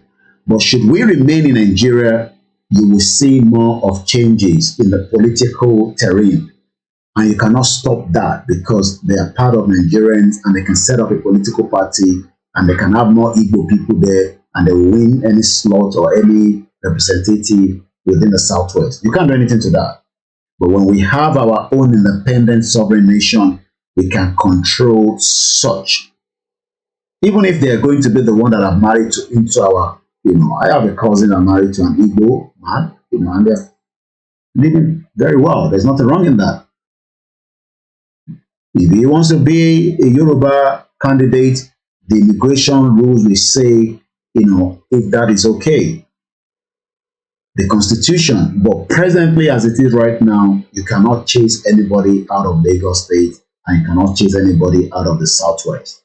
They have the right to be there under the fraudulent 1999 constitution and under the Federal Republic of Nigeria. So everybody must accept these. I know it's not comfortable for a lot of you, but that is the reality on ground. It is what it is. But tí a bá ti di pé a sí nínú Federal Republic of Nigeria mọ́, tí flag tiwa ti wà lókè, that is the operation of our country, the laws will be drafted. Àwọn tó wà nínú ilé, we will give them option. Do you want to live with us? Òfin tẹ́ máa tẹ̀lé leléyìí o. Constitution leléyìí o. Lo constitution Nigeria mọ́. And that's how you live, in a society. Àti láwọn Yorùbá àwọn Yorùbá kan pa sójà nílùú Erí ní kí ló gbọ̀gbọ́ yẹn jẹ́ náà ní village. Wọ́n ṣẹ̀wọ̀n lọ́wọ́ báyìí. Ìbí báyìí lọ bí wọn sí lóòótọ́. Wọ́n pa sójà British soldier was killed. Lee Bridge or something, I can't remember the name of the guy. So they were concerned lórí that issue. They were concerned nípa Lebanese tó ń ṣe biscuit táwọn tó ń fi sínú biscuit tó ń ṣe alcohol tó ń ta sìgá. They were concerned nípa Chinese tó invade the community wa tó destroy it. They were concerned nípa wọn yẹn, but they were concerned nípa àwọn ọmọ Igbo because àwọn yẹn lè rí lójoojúmọ́. Okay. Ẹ wà concern nípa àwọn tó ń pa ṣé mọ̀ pé àwọn tó ń operate shipping industry náà pọ́n náà dá cartel nìyẹn náà wọ́n lè pààyàn lé lórí tí bá gbẹ́nu lé lọ púpọ̀ kan sẹ́ẹ̀dẹ̀ they are gangster gidi ní shipping industry. You don't know that? I just pity you. Ibi tí ọba mọ̀dé ni Michael Adebolaji 28 and Michael Adebowale Ṣẹ́gun. Both of them are serving a life sentence for killing Lee Bridge or whatever the guy name is. New Woolwich. Some few years ago. Wọ́n ti kàn bá wọ́n ti gba ẹ̀sìn wèrè àbí wèrè mẹ́sìn. Wọ́n náà ń ṣe Islam. Pa sójà because n tó ní kọ́ lọ ṣe nìyẹn. So àṣìlá àwọn Yorùbá kan náà tó máa wùwà yẹn lọ́jọ́ iwájú. Tó máa de Boko Haram wa lọ́wọ́. But we will have to deal with them one way or the other. So bó ṣe jẹ́ nìyẹn. So our problem is not the Igbos. Àwọn tó ń gbé ship tó ń dọ́kẹ̀ wá sí Nàìjíríà, ìwọ ọmọ àwọn tó wà behind ẹ̀ tí wọ́n fi ríṣẹ́ ní Àpápá. Òun bá àwọn Igbo pé wọ́n ń bá ìsọ̀. Ó mọ iye kọ̀ńténà tó ń wọlé ní shipping tó ń dock, ọkọ̀ tó ń dock, ó mọ àwọn ship yẹn. Ó mọ kọ̀ǹténà tó ń wà lórí ẹ̀ kọ̀ọ̀kan. Ṣèbí torí pé òun rí àwọn ọmọ Igbo visible ni ó rí abẹ́rẹ́ tó ń wọnú ilẹ̀ Yorùbá tó ń gún wa lójoojúmọ́ tó sọ gbogbo wa di tálákà. Because àwọn ọmọ Igbo tó ń rí lójoojúmọ́ lọ́kàn ara ẹ̀ wọ́n ti lọ gbogbo alábà wọ́n destroy. But orí omi wa, do you know the atrocity that is going on the water? Bẹ́ẹ̀ni, the shipping cartel can swallow NAFDAC. Cartel gidi ni shipping industry. Ó mọ iye plane tó ń fò. Fídíò kan wà lọ́wọ́ mi nísìn. Wọ́n ti bẹ̀rẹ̀ kí n sọ̀rọ̀ lórí. Ó mọ iye plane tó ń fò. Táwọn tó ń fò lókè lórí airspace wa. Ṣé fọkàn yín balẹ̀? Problem ta ní kò ń ṣe ọ̀rọ̀ Igbo. Problem ta ní ni pé ká kọ́kọ́ gba ilẹ̀ wa. Ká lè take control. Ká lè employ ara wa sínú ẹ̀. Yorùbá first. Kò sí nǹkan tó ràn nínú ẹ̀. And this is bigger picture than pé kẹ́ máa worry nípa àwọn ọmọ Igbo lọ. Wọ́n á nílò jù bẹ́ẹ̀ lọ ẹ jẹ́ ká play You Don't See Igboho ká lọ sùn. Ẹ má bínú pé mo nílò ìgbà kọ́ bọ́dì mi ti sọ pé mo ní láti lọ sùn. So ẹ jẹ́ ká play Igboho. And when I come back, towards the end, I'll just show the picture of if you want to support us. We'll continue to show that until some of you would get used to it for the time being. And on that note, we say thank you so much. Yoruba first in everything we do. But for now, it's not Yoruba first though. It is Nigeria first because we are still running a sovereign nation called the Federal Republic of Nigeria.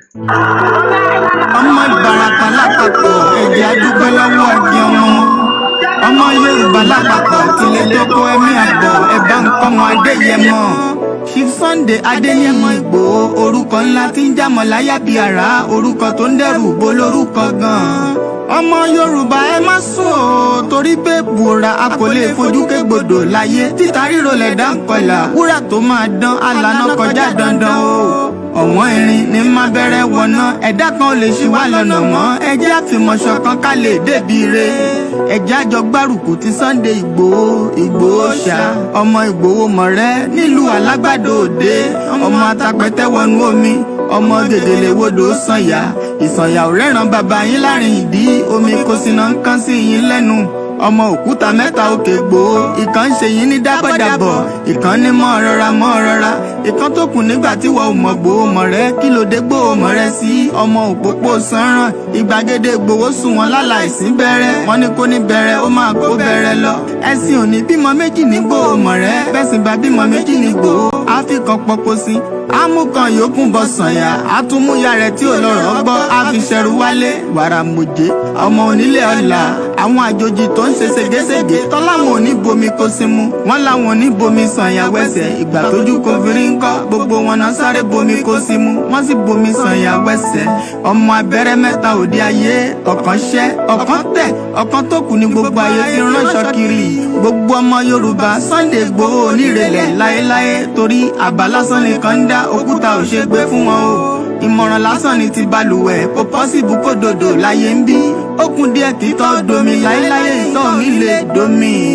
Sunday Igboho arógun má ti dí, tó ń jà fẹ́tọ̀ Yorùbá ní tilé tó kó.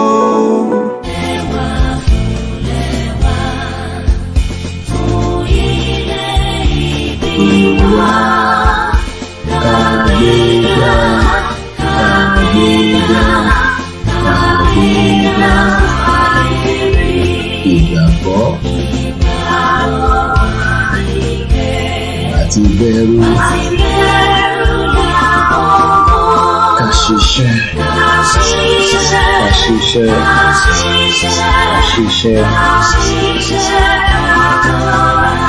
ìṣọ̀kan, ìkẹjẹ́, tẹ̀síwájú,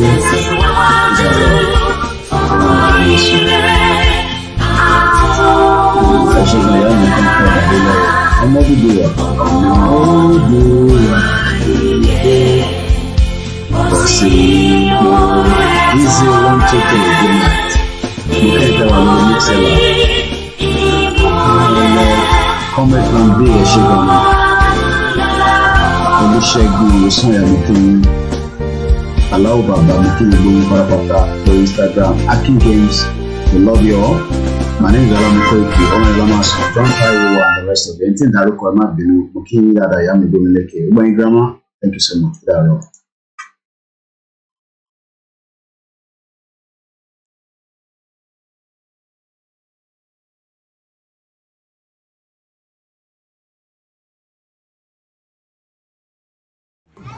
Wọ́n lọ Nàìjíríà lọ sọkún ẹ̀rí bẹ́ẹ̀ gbọ́n.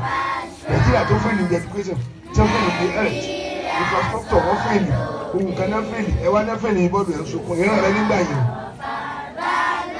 Mo hope tí ẹ gbà ìwọlé ní mo rí.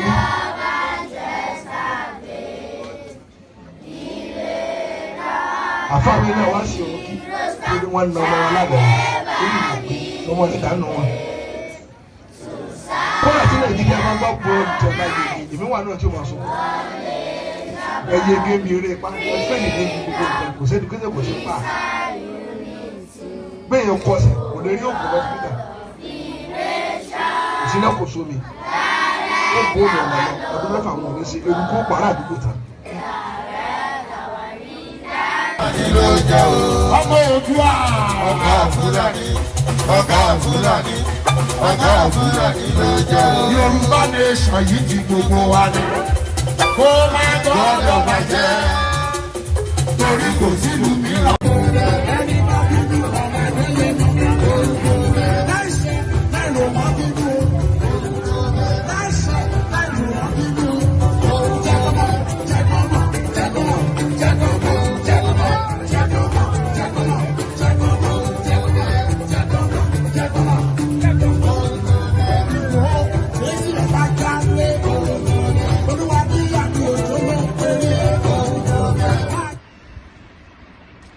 Life is so funny. You come with nothing,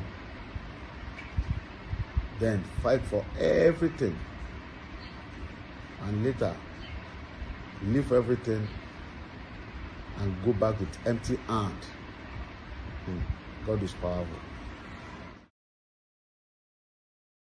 Good night, Daro.